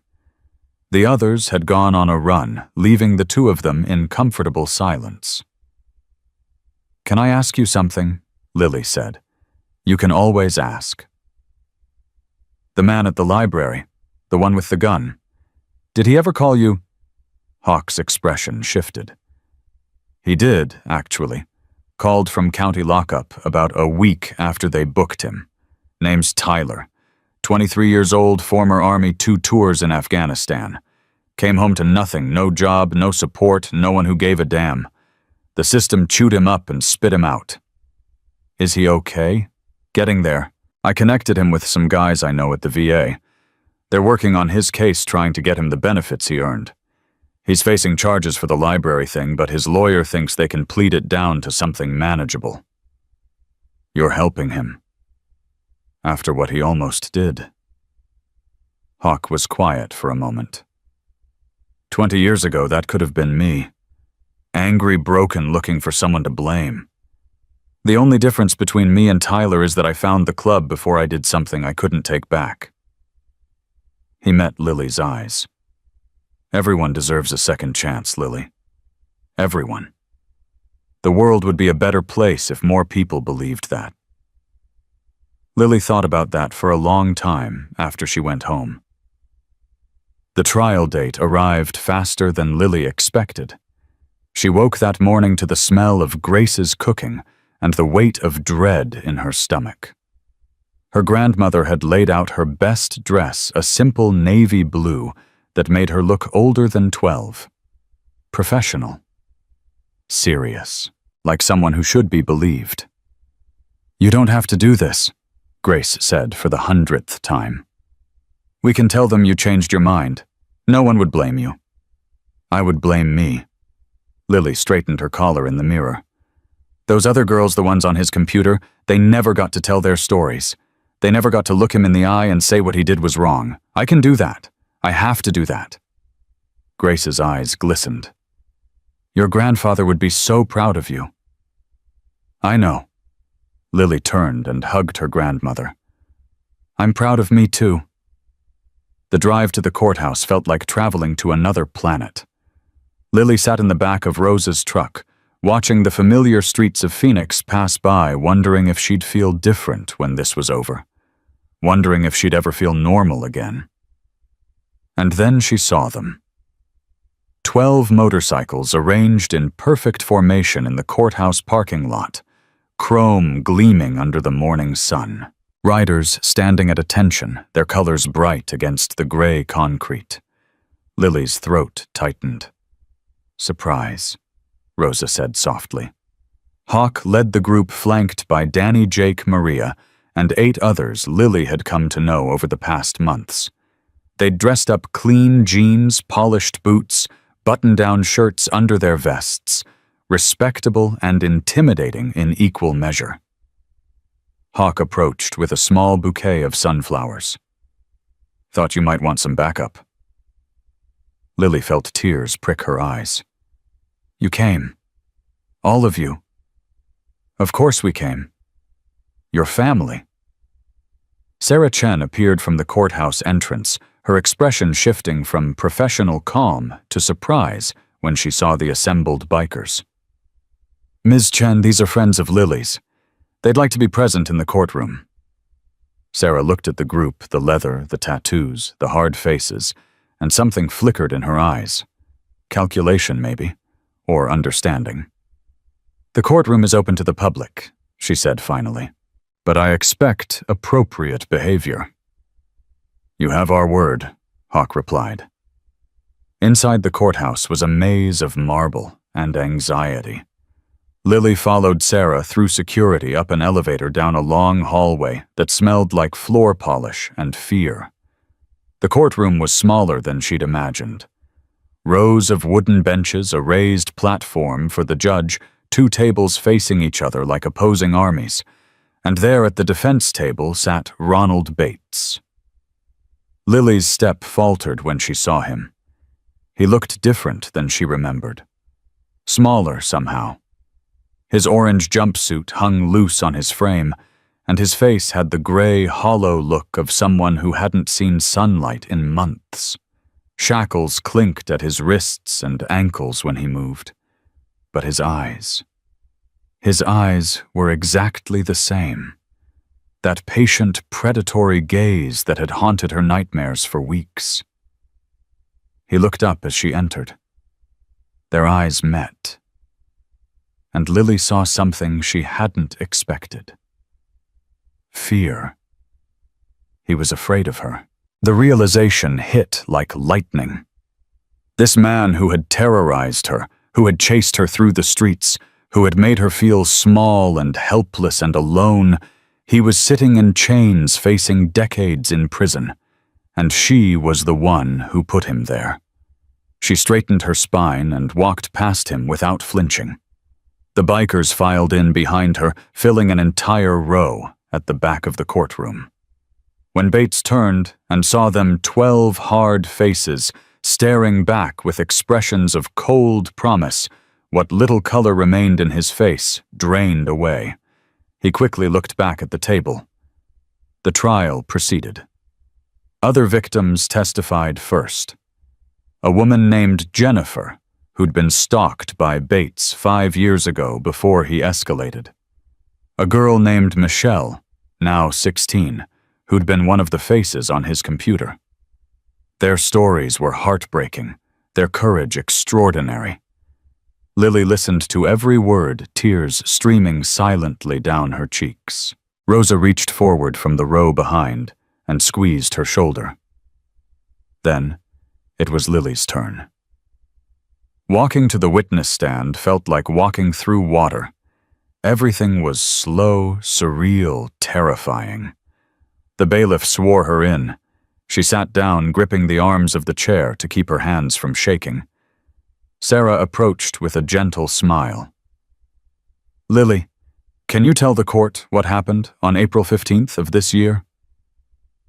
And Lily began to speak. She told them everything. The first time she saw the black SUV outside her school. The way Bates knew her name, her address, her grandmother's work schedule. How she'd reported him to Mrs. Hammond and been told she was overreacting. How the police had said there was nothing they could do without evidence. "I tried to do everything right," Lily said, her voice steady despite the tears on her cheeks. "I told adults. I asked for help. I walked in groups. I was careful. But he kept coming. He kept following. He was so patient, like he knew eventually everyone would stop paying attention. And what happened on the day of the chase? He cornered me. The street dead-ended and his car blocked the only way out. He told me to get in. His voice was so calm, like we were just having a normal conversation, like I wasn't running for my life." "What did you do?" Lily took a breath. "I saw the bikers. In the parking lot of their clubhouse. Everyone my whole life had told me they were dangerous, that I should cross the street if I saw them. But I was more afraid of him than I was of them." She looked directly at the jury. "So I ran to them instead. I asked them for help. And they helped me. They believed me when no one else would. They protected me when the people who were supposed to protect me couldn't or wouldn't." The defense attorney's cross-examination was brutal. He tried to suggest Lily had exaggerated the threat, that she'd been dramatic, that her decision to seek help from known criminals showed poor judgment and undermined her credibility. "Isn't it true," he pressed, "that you ran to a motorcycle gang instead of a store, a restaurant, any legitimate business that could have helped you? Stores have customers who might not want to get involved. Businesses have employees who are trained to call the police and wait. The police already told us they couldn't help. Lily's voice didn't waver. The bikers actually did something. But they're criminals, aren't they? They have records. They've been arrested. They saved my life. Lily cut him off, her chin rising. The criminals saved my life when the trained professionals told my grandmother there was nothing they could do. The criminals believed me when the school counselor said I was overreacting. The criminals made sure I was safe when everyone else told me to wait until something bad happened. And she leaned forward, looking the attorney directly in the eyes. So no, sir. I don't think it showed poor judgment. I think it showed survival instinct. And I think if more kids knew they could run to someone, anyone who would actually help fewer of them would end up like the girls on your client's computer. The courtroom went silent. From the gallery, Lily heard Danny whisper, "Damn right." The judge shot a warning look toward the back, but there was the ghost of a smile on his face. After Lily's testimony, there was a brief recess. In the hallway, Hawk pulled her aside. "You did good in there, kid. Real good." "I was terrified." "Couldn't tell. You looked like a warrior." Grace appeared, her face wet with tears, and pulled Lily into a crushing hug.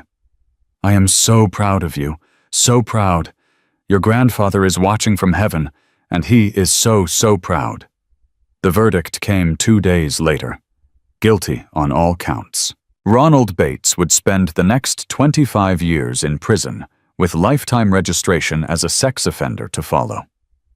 The judge called it one of the most disturbing cases he'd ever presided over, and commended the extraordinary courage of the victims who testified.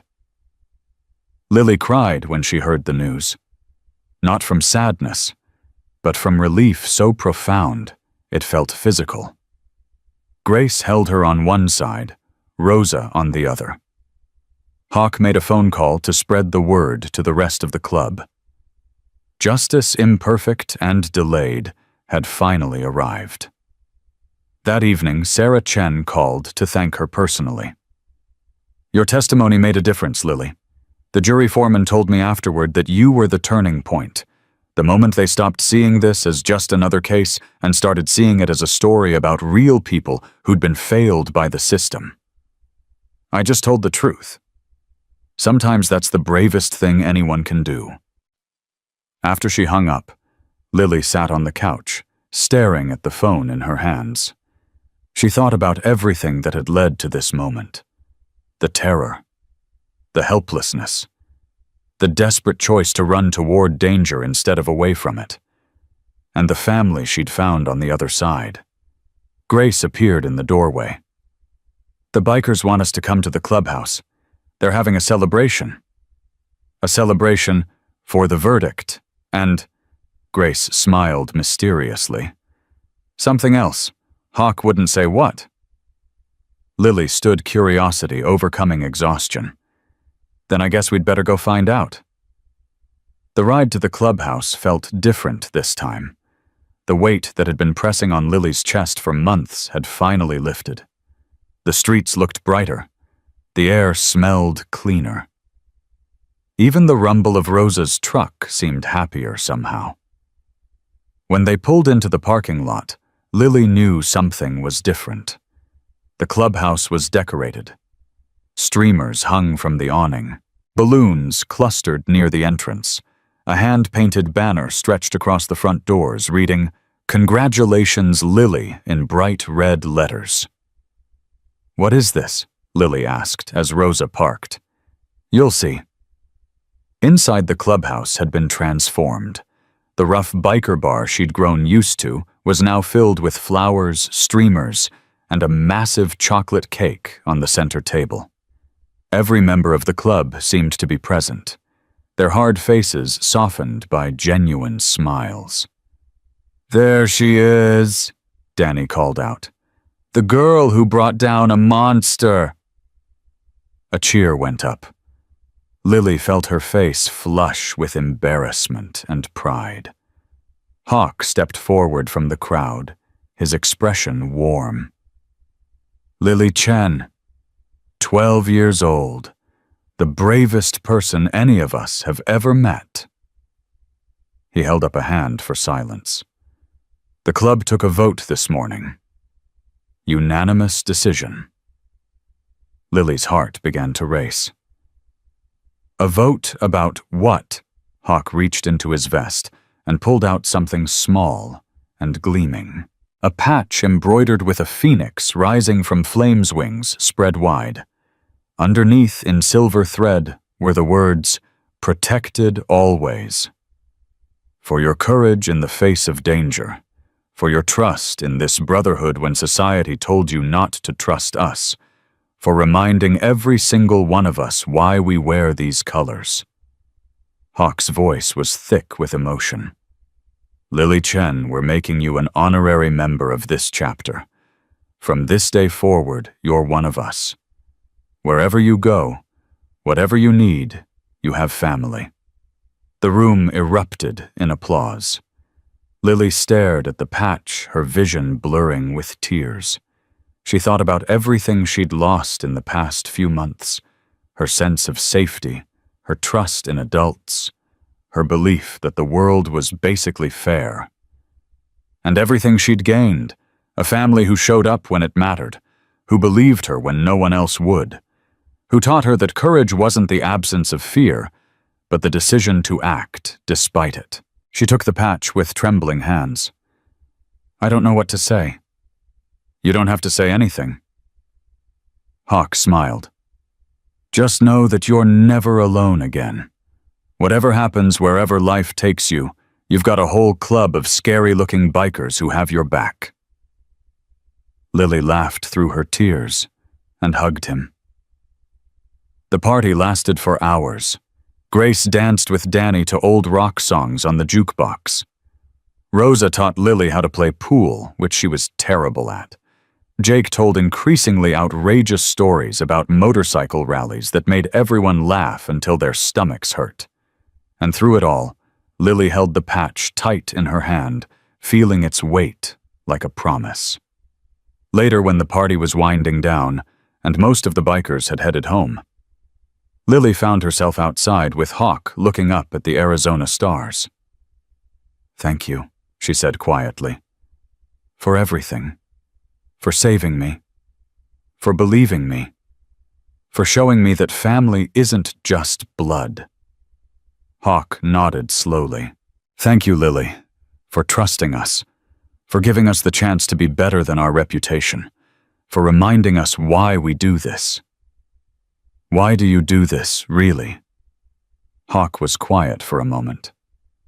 Because everyone deserves someone in their corner. Everyone deserves to know that if they're in trouble, someone will come, someone will care. He looked down at her. You gave us that gift, you know. Reminded us what it all means. These old fools needed that more than you'll ever understand. Grace called from the doorway. Lily, time to go home. But as Lily turned to leave, Hawk stopped her with a gentle hand on her shoulder. Hey, kid. One more thing. Yeah, that courage you found, the courage to ask for help, to tell your story, to stand up in that courtroom and speak the truth, that wasn't something we gave you. That was already inside you. We just helped you find it. Lily smiled. Maybe, but you showed me where to look. When she walked back toward her grandmother, the patch still clutched in her hand, the stars bright above her.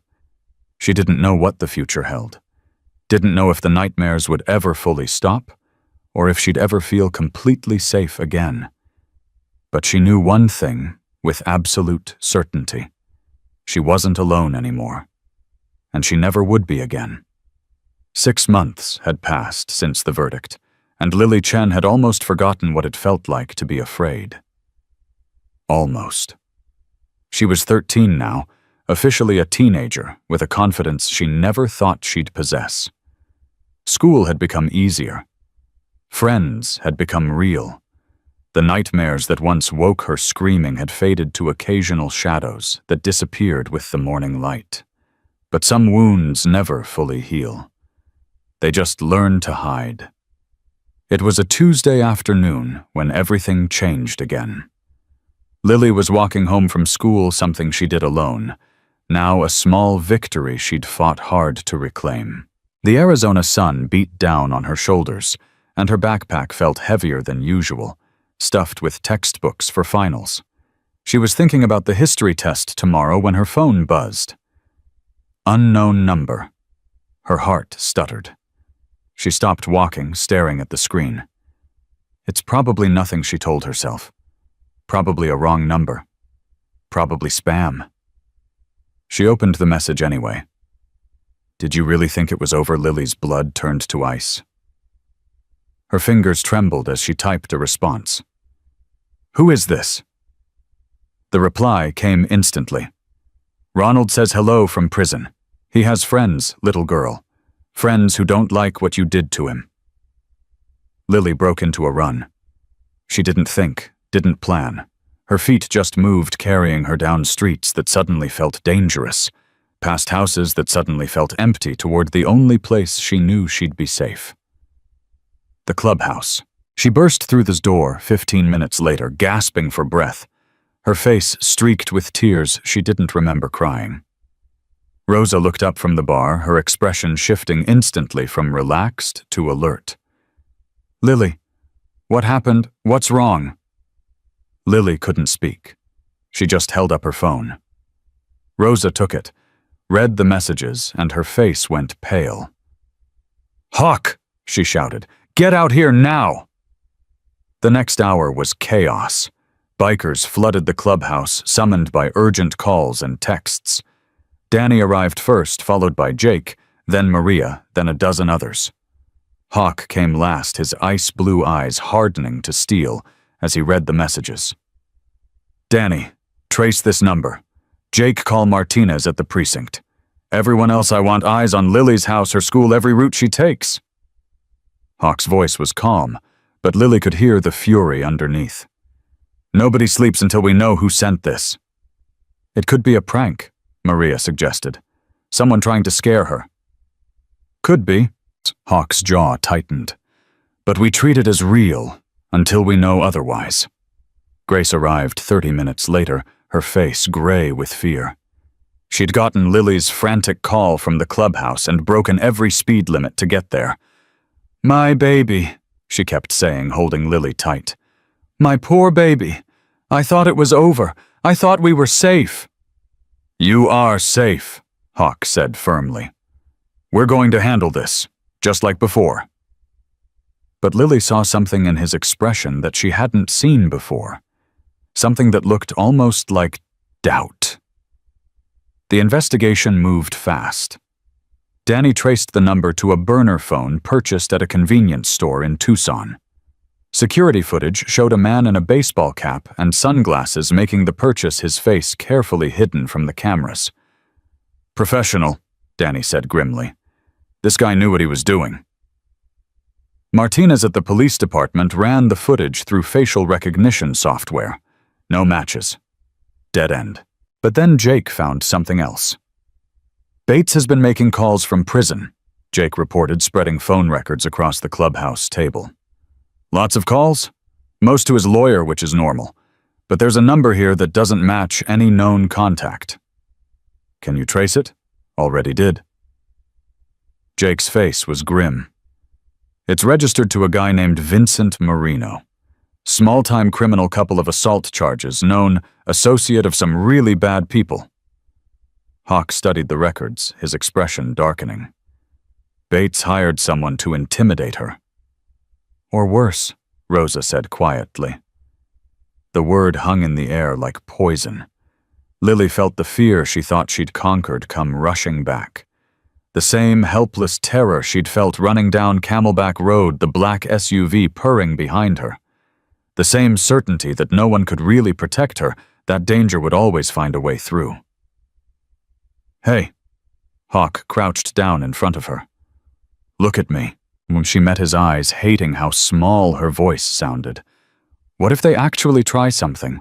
What if they hurt Nai? What if... They won't. Hawk's voice was absolute. "They won't, because we're going to find Vincent Marino before he finds you. And when we do, we're going to make sure he understands exactly how bad an idea this was." "How?" Hawk smiled, and it wasn't a nice smile. "Leave that to us." 3 days later, they found him. Marino was holed up in a cheap motel on the outskirts of Phoenix, apparently waiting for instructions from Bates on how to proceed. Danny had tracked him through cell phone pings, and Jake had confirmed the location through contacts in the area. "He's alone," Jake reported. "No weapons visible, but assume he's carrying." "How do we do this?" Rosa asked. "We can't just break down his door. That's assault breaking and entering. We don't break down anything." Hawk's voice was calm. "We wait. He has to leave that room eventually. When he does, we have the conversation. And if he doesn't want to talk, everyone wants to talk when they're surrounded by 15 bikers." The wait lasted 6 hours. Lily wasn't there. Hawk had forbidden it, absolutely, but Rosa called her with updates. She sat in the clubhouse with Grace watching the clock jumping at every sound. Finally, at 11:30 that night, Rosa called again. "We got him." "What happened? Is everyone okay?" "Everyone's fine. Marino came out to get ice from the machine. Walked right into us." Rosa's voice held a grim satisfaction. He was very cooperative once he understood the situation. "What did he say?" "A lot. Most of it very interesting." Rosa paused. "Hawk's on his way back now. He'll explain everything." Hawk arrived at the clubhouse an hour later, looking exhausted but triumphant. He gathered everyone in the main room, Lily, Grace, the core members of the club, and laid out what they'd learned. Bates paid Marino $5,000 to send a message. The texts were the beginning. If they didn't scare Lily into silence, Marino was supposed to escalate. Follow her, take pictures, make her feel unsafe. Hawk's jaw tightened.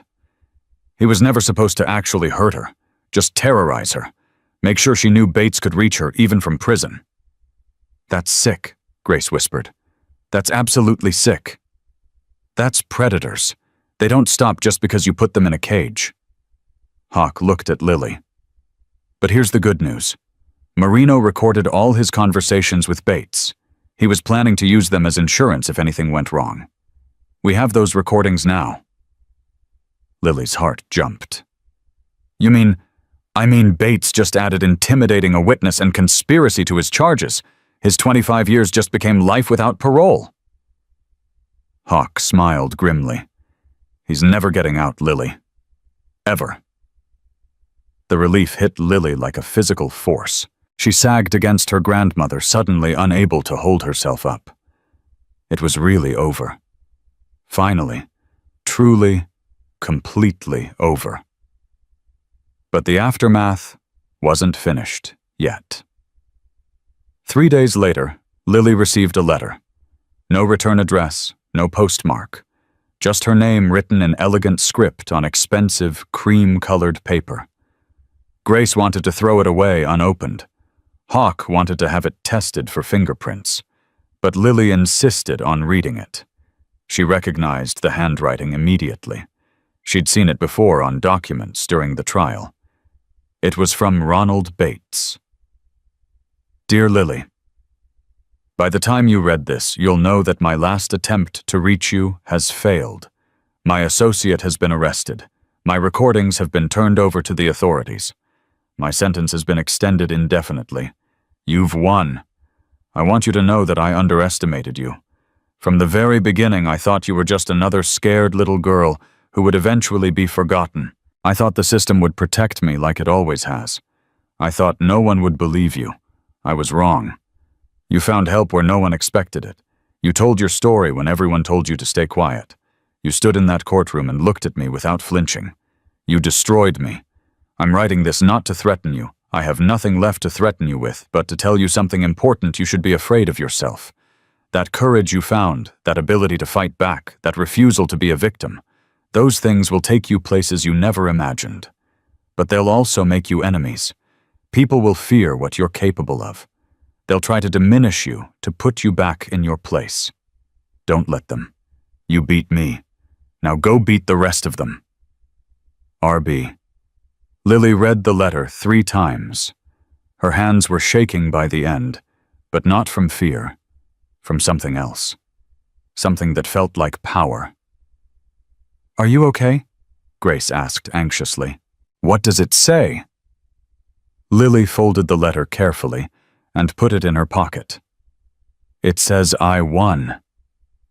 That evening, Lily asked Hawk to take her for a ride. They drove out into the desert, away from the city lights, until the stars overhead were so bright they looked fake. Hawk pulled over at a scenic overlook, and they sat in silence for a while, watching the darkness stretch toward the horizon. "I'm not afraid of him anymore," Lily said finally. "Good. I'm not afraid of anything anymore." She paused. "Is that weird?" "No." Hawk's voice was thoughtful. "Fear is useful. It keeps us alive. But there's a difference between healthy fear and the kind that paralyzes you. What you went through that could have broken you. Instead, it made you stronger." "I don't feel strong. I feel tired." "That's what strong feels like sometimes. Exhausted, beat up, ready to collapse." Hawk turned to look at her. "But you keep going anyway. That's the definition of strength, Lily. Getting knocked down and getting back up." "How many times do I have to get back up? As many times as it takes." Lily was quiet for a moment. "Then Patricia Bates called me today. Ronald's ex-wife."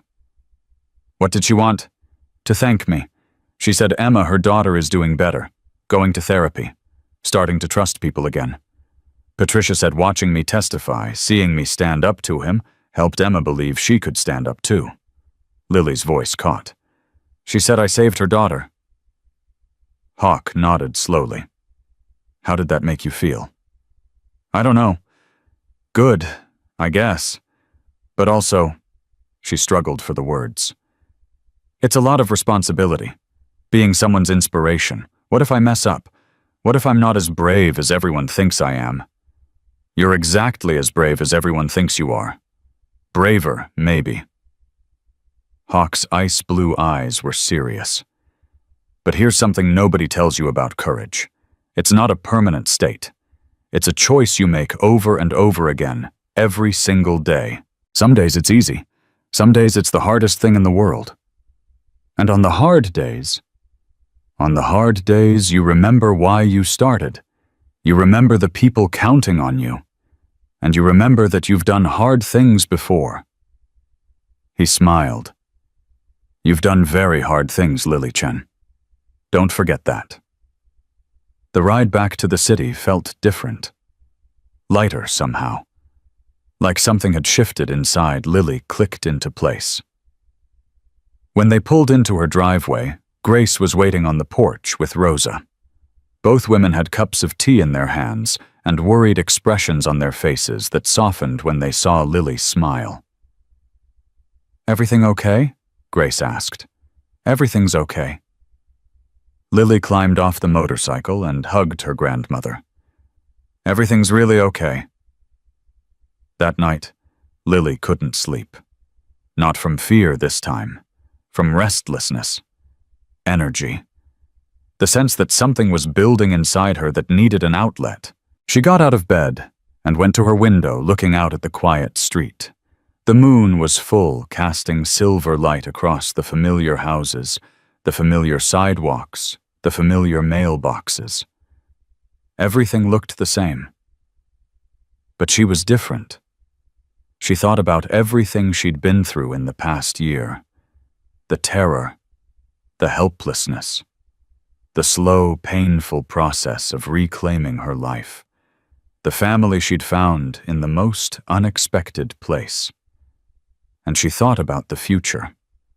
She was 13 years old. She had her whole life ahead of her, and she had a choice to make. Let what happened to her define her, or use it to become something more? The answer felt obvious. She went to her desk and opened her laptop, started a new document, stared at the blank screen for a long moment. Then she began to type. My name is Lily Chen. I'm 13 years old, and this is the story of how I learned that family isn't about blood. It's about who shows up when you need them most. The words flowed easily, pouring out of her like water from a broken dam. Everything she'd experienced, everything she'd felt, everything she'd learned, it all came rushing out onto the page. She wrote about the black SUV, about Mrs. Hammond's dismissive smile, about the police officer who said there was nothing he could do. She wrote about running toward the bikers instead of away, about the terror and the relief, and the slow, dawning realization that she'd found something precious in the last place anyone would expect. She wrote about Hawk's son, Marcus, about Patricia Bates and her daughter, Emma, about Tyler, the young man at the library, who'd been seconds away from tragedy before Hawk talked him down. She wrote about what it meant to be brave when you felt like a coward, about asking for help when you'd been taught to be silent, about trusting strangers who looked like monsters and finding out they were angels in disguise. She wrote until the sun came up, until her fingers ached and her eyes burned and her heart felt lighter than it had in months. Then she saved the document and went to wake her grandmother. "Nai-Nai," she said, shaking Grace's shoulder gently. "Wake up. I need to show you something." Grace blinked awake, instantly alert. "What's wrong? What happened?" "Nothing's wrong. Something's right." Lily smiled. "I figured out what I want to do. At 6 in the morning. At 6 in the morning." Grace sat up, rubbing her eyes. "Okay, little one, show me." Lily handed her the laptop. Grace read in silence, her expression shifting from confusion to surprise to something that looked like awe. By the time she finished, tears were streaming down her face. "Lily," she whispered, "this is beautiful. I want to publish it. I want people to know what happened, not just to me, but to all the kids like me who don't know where to turn." Lily's voice was fierce. "I want them to know that help exists, that there are people who will believe them, that being scared doesn't mean being helpless. But if you publish this, everyone will know. Your classmates, your teachers, everyone." "Good." Lily lifted her chin. "I'm done hiding. I'm done being ashamed of what happened to me. That shame belongs to Ronald Bates, not to me. And if telling my story helps even one kid find the courage to ask for help, then it's worth whatever embarrassment I might feel." Grace studied her for a long moment. Then she smiled through her tears. "Your grandfather would be so proud of you." "I know." Lily smiled back. "I'm proud of me too." The story was published 2 weeks later. Lily had sent it to a local newspaper reporter who'd covered the trial, and the reporter had been so moved that she'd forwarded it to her editor with a personal recommendation. The editor had called Lily directly asking permission to run it as a feature piece. "Are you sure about this?" he'd asked. "Once it's out there, you can't take it back." "I'm sure," Lily had replied. "I've never been more sure of anything." The response was overwhelming.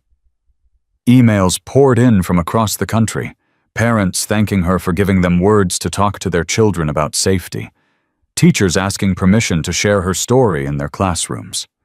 Kids, so many kids, writing to say they'd been through similar things and had never known they weren't alone. And then came the letter that changed everything. It arrived on a Wednesday afternoon, 3 weeks after the story was published. Official letterhead, important-looking stamps, addressed to Lily Chen personally. Grace handed it to her with trembling hands. "Open it," she whispered. "I can't look." Lily tore open the envelope and scanned the contents. Then she read it again more slowly, making sure she understood. Then she screamed. Grace nearly had a heart attack. What? What is it, bad news? No! Lily was laughing and crying at the same time. No, nye, it's good news. It's amazing news. She handed her grandmother the letter. Grace read it aloud, her voice shaking. Dear Ms. Chen, we are pleased to inform you that you have been selected as a recipient of the Arizona Governor's Young Hero Award. This honor is bestowed upon young people who have demonstrated exceptional courage, character, and commitment to their community. You will be recognized at a ceremony at the state capitol next month, where you will receive your award and have the opportunity to share your story with other young people across Arizona. Grace looked up, her eyes bright with tears. Lily, oh Lily. They want me to give a speech. Lily's voice was barely above a whisper. They want me to tell my story to hundreds of people. Can you do that? Lily thought about everything she'd been through, the terror, the trial, the long road to healing, and she thought about Emma Bates reading her story somewhere, finding hope in her words. Yeah, she said. I can do that. The call to Hawk went better than expected. Governor's Young Hero Award, Hawk repeated. Kid, that's incredible. Will you come to the ceremony? There was a pause. You want us there, a bunch of bikers at a fancy government event? You're my family, Lily said simply. I want my family there. Another pause, longer this time. When Hawk spoke again, his voice was rough. We'll be there. All of us. Wouldn't miss it for the world. The weeks leading up to the ceremony were a blur of preparation. Sarah Chen, the ADA, who'd prosecuted Bates, helped Lily write her speech. Rosa took her shopping for a new dress. Danny spent hours coaching her on public speaking, which was hilarious, given his gruff demeanor and tendency to mumble. Eye contact, he kept saying. You gotta make eye contact. Makes people trust you. Danny, you've literally never made eye contact with anyone in your life. That's different. I'm intimidating. You're inspiring. Grace watched it all unfold with tears in her eyes and pride in her heart. Look at you, she kept saying. Look at what you've become. Lily didn't know how to respond to that. She didn't feel like she'd become anything special. She just felt like herself, scared and brave, broken and healing, ordinary and extraordinary all at once. But maybe that was the point. Maybe being special wasn't about being perfect. Maybe it was about being real. The night before the ceremony, Lily couldn't sleep. She lay in bed, staring at the ceiling, running through her speech in her head for the 100th time. The words were memorized. The delivery was practiced. Everything was ready. But something felt unfinished. She got up and went to her window, looking out at the street. The moon was full again, just like it had been the night she'd started writing. The night she'd decided to stop being a victim and start being a voice. Tomorrow, hundreds of people would hear her story. They'd know about the black SUV and the bikers and the trial. They'd know about her fear and her courage and her family. They'd know everything. And for some reason, that didn't scare her anymore. She smiled, turned away from the window, and went back to bed. Tomorrow was going to be a big day. She needed her sleep. The morning of the ceremony, Lily woke before dawn. She lay in bed listening to her grandmother move through the house, the familiar sounds of tea being made and breakfast being prepared. Everything felt heightened somehow. Sharper. More real. Today was the day. She got up and went to the mirror, studying her reflection. The same dark eyes. The same determined chin. But something had changed in the months since that terrifying chase down Camelback Road. The girl staring back at her looked older. stronger, like someone who had walked through fire and come out the other side. Lily. Grace appeared in the doorway. You're up early. Couldn't sleep. Nervous, terrified. Lily managed a small smile. But I learned something about being terrified. It doesn't mean you can't do hard things. It just means the hard things matter. Grace crossed the room and pulled her into a hug. When did you get so wise? I had good teachers. The dress Rosa had helped her pick out was hanging in the closet, deep red, the color of courage, simple but elegant. When Lily put it on, she felt like someone else, someone important, someone worth listening to. Her phone buzzed, a text from Hawk.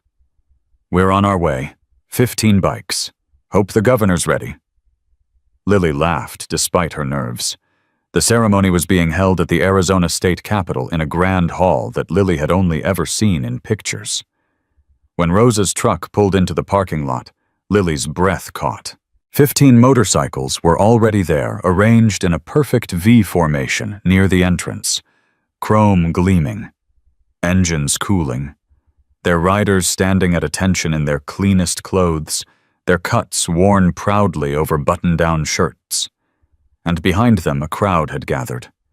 News cameras, reporters with microphones, curious onlookers who'd heard about the biker escort and come to see for themselves. Oh my God!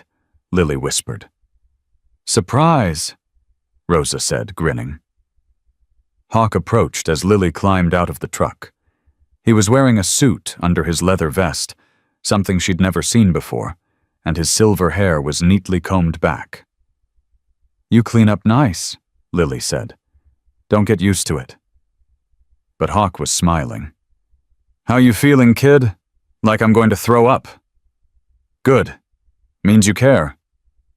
He offered his arm. Ready to make history? Lily took his arm. Ready as I'll ever be. They walked toward the Capitol entrance together, the entire club falling into formation behind them. Cameras clicked, reporters shouted questions. Somewhere in the crowd, a child pointed and asked their mother who the motorcycle people were. They're her family, the mother answered. They saved her life. Inside the Capitol, things moved quickly. A coordinator in a sharp blue suit rushed them to a holding room where other award recipients were waiting. There were 7 in total young people from across Arizona who'd done extraordinary things. A boy who'd rescued his neighbor from a house fire. A girl who'd raised $50,000 for cancer research. A teenager who'd started a food bank in his community. And Lily. The girl who'd run to the hellsangels for help and lived to tell about it. The other recipients stared at the bikers with wide eyes. One boy couldn't have been older than 10, tugged on his mother's sleeve. Mom, are those real hellsangels? Yes, Hawk answered before the mother could respond. And we're here to support our friend. That okay with you? The boy nodded vigorously, clearly impressed. Sarah Chen found Lily in the holding room. Her prosecutor's demeanor softened by genuine warmth. You're going to be amazing, she said. Just speak from the heart. That's all anyone can do. What if I freeze? What if I forget everything? Then you look at your family. Sarah gestured toward the bikers. And you remember why you're here. The ceremony began at 10 o'clock sharp. Lily watched from the wings as the governor took the stage delivering opening remarks about courage and community and the power of young people to change the world. The audience, over 300 people, applauded politely. Then the awards began. One by one, the other recipients took the stage, received their plaques, and shared brief remarks about their experiences. Each story was moving. Each young person was brave. But the crowd's attention kept drifting toward the row of bikers sitting prominently near the front, their leather vests a stark contrast to the suits and dresses around them. Finally, the governor called Lily's name. Our final recipient today represents something truly extraordinary, a young woman who faced unimaginable terror and found help in the most unexpected place, who refused to be silenced and whose testimony helped put a dangerous predator behind bars forever, who turned her trauma into purpose by sharing her story so that other children might know they're not alone. The governor paused, looking directly at Lily. Please welcome to the stage Lily Chen. Lily's legs felt like water as she walked toward the podium. The audience applauded. The cameras flashed. Somewhere near the front, she heard Danny whistle, loud and distinctly inappropriate for a government ceremony. She reached the podium and looked out at the crowd. 300 faces stared back at her, expectant, curious, ready to hear her story. For a moment, panic seized her throat. The words she'd memorized evaporated. Her mind went completely blank. Then she looked at the front row. Hawk was there, his ice-blue eyes steady and warm. Rosa sat next to him, tears already streaming down her face. Danny, Jake, Maria. All of them, her entire family, watching her with such pride that it almost hurt to see. And beside them, Grace, her grandmother, her rock. The woman who had believed her when no one else would. Lily took a breath. My name is Lily Chen, she began, her voice stronger than she expected. And 1 year ago, I learned that monsters are real. The crowd went silent. They don't have fangs or claws. They look like normal people. Sometimes they drive black SUVs and know your name and where you live. Sometimes they smile at you outside your school and tell you your grandmother sent them. Lily gripped the podium. I was 12 years old when a man started following me. I told my teacher. She said I was overreacting. I told the police. They said there was nothing they could do without evidence. I did everything right, everything adults tell you to do when you're scared, and none of it worked. She paused, letting the words sink in. One day, he chased me. 7 blocks through the streets of Phoenix, his car crawling behind me while I ran until my lungs burned and my legs gave out. He cornered me on a dead-end street, and I knew, with absolute certainty, that if I got in that car, no one would ever see me again. A woman in the audience gasped. Others shifted uncomfortably. But then I saw them. Lily turned and gestured toward the bikers. These men and women. The hellsangels. My whole life I'd been told they were dangerous, that I should cross the street if I saw them, that they were criminals and thugs and everything a good girl should avoid. She smiled. So I ran straight toward them. The audience murmured. Lily could see their confusion, their surprise. I know that sounds crazy. It felt crazy. But here's what I've learned. Sometimes the people society tells you to fear are the only ones willing to help. Sometimes the dangerous people are the ones who show up when the safe people fail you. Lily's voice grew stronger. Those bikers didn't know me. They had no reason to help. But when I ran into their parking lot crying and terrified, begging for someone to believe me, they didn't hesitate. They surrounded me, protected me, believed me when no one else would. She wiped her eyes, not caring that her mascara was probably running. They watched my house for weeks. They escorted me to school. They tracked down the man who was hunting me and gathered evidence the police couldn't. And when he was finally arrested when I had to testify in court, they filled an entire row behind me so I would never feel alone. Lily looked directly at Hawk. They became my family, not because we share blood, but because they showed up when it mattered. They protected a scared little girl when the institutions designed to protect her couldn't or wouldn't. She turned back to the audience. I'm not standing here today to tell you that the system is broken. You already know that. I'm standing here to tell you that when the system fails, people can step up. Strangers can become family.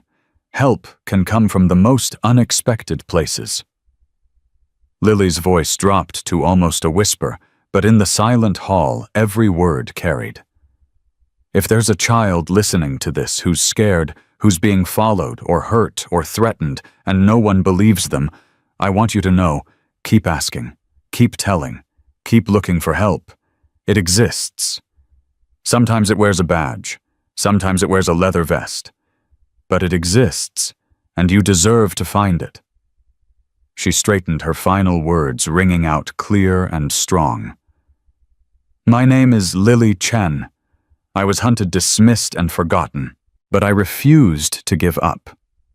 I found my family. I found my voice. And today, I'm using that voice to tell every child who feels alone in their fear, you are not alone. Help is out there. And your courage, the courage to keep asking, keep fighting, keep surviving, that courage will save you. She paused. It saved me. Silence. Then Hawk rose to his feet. Rosa followed. Danny, Jake. Maria, one by one. Every biker in that row stood and began to clap. The applause spread like wildfire. The entire audience rose, 300 people on their feet, their clapping thunder that shook the walls of the grand hall. Lily stood at the podium, tears streaming down her face, watching her family applaud her with pride that seemed to fill the entire room. The governor approached with the plaque, but before she handed it over, she leaned close to the microphone. I've been doing this job for 8 years, she said, her voice thick with emotion. And that is the bravest speech I have ever heard. More applause. More tears. Lily accepted the plaque and held it up, and somewhere in the crowd she heard Danny's distinctive whistle again. This time nobody shushed him. After the ceremony, the crowd swarmed around Lily like she was a celebrity. Parents wanted her to meet their children. Reporters wanted interviews. Other award recipients wanted photos with her. Through it all, the bikers formed a protective ring around her, keeping the chaos manageable. You did good, kid, Hawk murmured during a brief moment of quiet. Real good. I almost froze up there. But you didn't. That's what matters. A young girl, maybe 8 or 9, pushed through the crowd with her mother trailing behind. Her eyes were red from crying. Excuse me, she said, her voice small. Are you Lily? Lily crouched down to the girl's level. I am. What's your name? Sophie. The girl's lip trembled. There's a boy at school who keeps following me. He says mean things. He waits for me after class. I told my mom, but she says he probably just likes me. Lily felt her heart crack. Sophie, listen to me. She took the girl's hands. If someone is following you and it scares you, that's not okay. It doesn't matter if they just like you. Your feelings matter. Your fear matters. But what do? You keep telling. You tell your teacher, your principal, your counselor. And if they don't listen, you tell someone else. You keep telling until someone believes you. Lily squeezed her hands. And if you ever feel really scared, you call the police. Or you run to someone who looks like they'll help, even if they seem scary at first. Sophie nodded, tears spilling down her cheeks. Can I have a hug? Lily pulled her close, holding this child she'd never met, feeling the weight of her fear, and hoping, praying that Sophie would never have to go through what she'd gone through. Sophie's mother approached, her expression complicated. I'm sorry, she said quietly. I should have listened better. You're listening now. Lily stood. That's what matters. The reception after the ceremony was a blur of handshakes and congratulations. Grace stayed close, accepting compliments on Lily's behalf when Lily became too overwhelmed to speak. The bikers circulated through the room, looking hilariously out of place among the politicians and donors, but somehow fitting in perfectly. At one point, Lily found herself standing alone near a window, watching the Arizona sun set over the Capitol grounds. The day was ending. The chaos was dying down. Soon she'd go home back to her normal life, back to being a 13-year-old with homework and chores and all the ordinary problems of growing up. But she wouldn't be the same girl who'd left that morning. She'd never be that girl again. Deep thoughts. Lily turned to find Patricia Bates standing behind her. Ronald's ex-wife looked different from the last time they'd met, stronger somehow, with color in her cheeks and light in her eyes. "Patricia, I didn't know you were here." "I wouldn't have missed it." Patricia joined her at the window. "Emma wanted to come too, but she wasn't ready. Maybe next time." "How is she?" "Better. Really better." Patricia's voice was soft. "She read your speech online. Someone posted a transcript. She cried for an hour, but good tears, you know. She said it was the first time she felt like someone understood." Lily's throat tightened. "I'm glad. She wanted me to give you something." Patricia pulled an envelope from her purse. "She wrote you a letter. You don't have to read it now, but she wanted you to have it." Lily took the envelope, feeling its weight.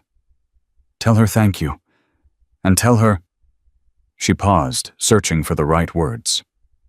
"Tell her she's not alone either." Patricia hugged her a brief, fierce embrace and disappeared back into the crowd. The party wound down around sunset. Rosa drove Lily and Grace home the same route they'd taken that morning, but everything looked different now. The streets seemed friendlier. The houses seemed warmer. Even the light felt softer, like the whole world had shifted just slightly into a better version of itself. When they pulled into the driveway, Lily noticed something waiting on the porch. A package. No return address, no postmark. Her heart stuttered for a moment. Old fears never fully die, but Rosa was already out of the truck checking it. "It's from Hawk," Rosa said, reading a note attached to the box. "He left it this morning before the ceremony." Lily climbed the porch steps and opened the package. Inside, nestled in tissue paper, was a metal sculpture. A phoenix rising from flame's wings, spread wide, every feather crafted with meticulous detail. At the base, an inscription had been engraved. She rose from the ashes of everything that tried to destroy her. And she flew. "For Lily from your family," Lily's vision blurred with tears. "That stubborn old man," Rosa murmured, her own eyes glistening. "He's been working on that for months, every night after the shop closed. Wouldn't let anyone see it." Grace took the sculpture gently from Lily's hands, examining it with wonder. "It's beautiful. He made this himself, every inch." Rosa smiled. "That's Hawk. Never says much, but when he wants to tell you something important, he builds it with his hands." Lily took the phoenix back and held it to her chest. All those nights she'd lain awake, wondering if she'd ever feel safe again. All those days she'd walked through school feeling like a freak, like a victim, like someone defined by the worst thing that ever happened to her. And all along, Hawk had been in his shop, crafting this message for her. This reminder that she wasn't destroyed. She was transformed. "Nai," Lily said quietly. "Can we put this in the window, where I can see it every morning?" "We can put it wherever you want, little one." Inside the house felt different than it had that morning. Fuller, somehow. Like it had absorbed all the love and pride and triumph of the day and was radiating it back. Lily placed the phoenix on her windowsill, adjusting it until the fading sunlight caught the metal just right, making the wings glow like they were actually on fire. Then she sat on her bed and opened Emma's letter. "Dear Lily, I don't know how to start this. I've been trying to write it for weeks, but everything I say sounds wrong. So I'm just going to tell you the truth and hope that's enough. When my father did what he did to me, I thought it was my fault. I thought I must have done something to deserve it. I thought no one would believe me because he was so normal, so charming, so good at making people trust him. I was right. Nobody believed me. Not for years. But then you came along. This 12-year-old girl who saw through him immediately, who ran when I froze, who fought when I gave up, who stood in that courtroom and told the truth when I was too broken to speak. You saved me, Lily. Not just from him, he was already in prison by then, but from myself. From the voice in my head that kept saying I was worthless, that I should have done more, that what happened was my fault. Watching you reading your words, I finally understood it was never my fault. It was never any of our faults. The only person to blame is him. I'm getting better now, really better. I started therapy. I'm talking to other survivors. I'm even thinking about going back to school next year. But the thing that started it all was you. Your courage, your story, your refusal to be silent. So thank you. Thank you for being brave enough for both of us. Thank you for speaking when I couldn't. Thank you for showing me that it's possible to come out the other side of something terrible and still be whole. You're my hero, Lily Chen. You're the bravest person I've ever known. Your friend, Emma. Lily read the letter 3 times. Then she folded it carefully, placed it in the box where she kept her most precious things, and went to find her grandmother. Grace was in the kitchen making tea, moving through the familiar ritual like it was any other evening. But when Lily entered, she looked up with eyes that said she knew this wasn't any other evening. This was the evening when everything that had happened finally made sense. Nai, yes, little one, I think I understand now why everything happened the way it did. Grace set down the teapot. Tell me. I thought for a long time that what happened to me was just bad luck. Wrong place, wrong time, wrong man choosing the wrong girl, but it wasn't random. It was a test. A test. To see what I was made of, to see if I would break or bend, to see if I would give up or fight. Lily's voice was steady, and I fought. I didn't know I could, but I did. And now I know what I'm capable of. Now I know that no matter what happens, I can survive it. Grace crossed the kitchen and took Lily's face in her hands. Your grandfather used to say that steel is forged in fire, that the hottest flames produce the strongest blades. She smiled through her tears. You have been through the fire, Lily, and you have emerged as the strongest blade I have ever known. I love you, Nai. I love you too, little one, more than all the stars in the sky. That night, Lily stood at her window one last time. The phoenix sculpture gleamed on the sill, catching the moonlight. Beyond it, the street stretched quiet and peaceful, the same street where she'd walked home from school a year ago, never suspecting that her life was about to change forever. She thought about everything she'd lost since then, her innocence, her sense of safety, her belief that adults would always protect her. But she thought too about everything she'd gained. A family who showed up when it mattered, a voice that people actually listened to, a courage she never knew she had, a purpose that gave meaning to her pain. She thought about Emma reading her letter, finding hope in her words. She thought about Sophie, the little girl at the ceremony, gathering the courage to keep telling until someone believed. She thought about all the children out there right now, scared and alone, wondering if anyone would ever help them. And she made a promise. Not out loud, not in words, but deep in her heart, in the place where the fire had burned hottest and the steel had formed strongest. She would keep speaking, keep fighting, keep telling her story until every child who needed to hear it found their way to her words. Because that was her purpose now. That was why she'd survived. Not just to live, but to light the way for others.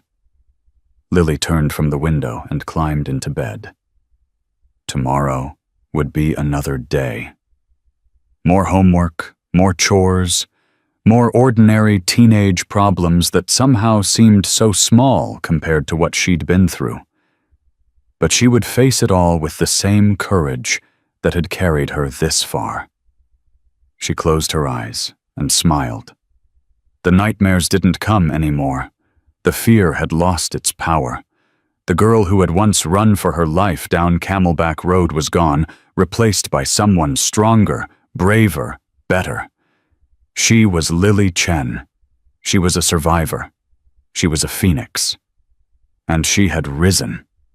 Far across the city, Hawk sat in his garage, putting the finishing touches on another project. A smaller phoenix this time, sized for a child's hands. He'd been commissioned by the governor's office to create 100 of them, one for every young person who completed the new safety program Lily's story had inspired. He worked in silence, shaping metal into meaning, thinking about all the kids who would hold these phoenixes, and remember that they weren't alone. His phone buzzed. A text from Danny. Lily's story just hit 1 million views online. Hawk smiled. A year ago, he'd watched a terrified 12-year-old girl run into his parking lot begging for help. He'd made a choice that day, the same choice his club had made 1,000 times before, to protect someone who needed protecting. He never imagined it would lead to this. But that was the thing about doing the right thing. You never knew how far the ripples would spread.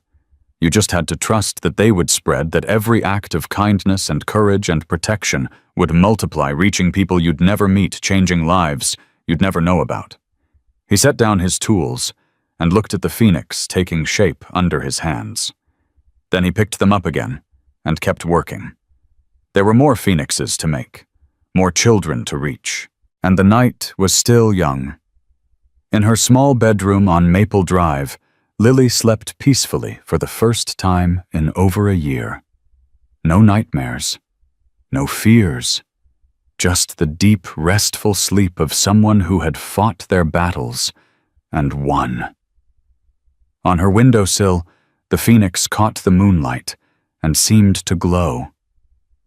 And somewhere out there, in houses and apartments and shelters across the country, other children read her story and felt something flicker in their chests. Something that felt like hope. Something that felt like courage. Something that whispered, if she can survive, so can I. The monster was gone. The girl had won, and her story, the story of a 12-year-old who ran toward the thing everyone told her to fear, who found family in the most unexpected place, who turned her trauma into triumph, that story would live on forever. Because that's what phoenixes do. They rise from the ashes, they spread their wings, and they fly.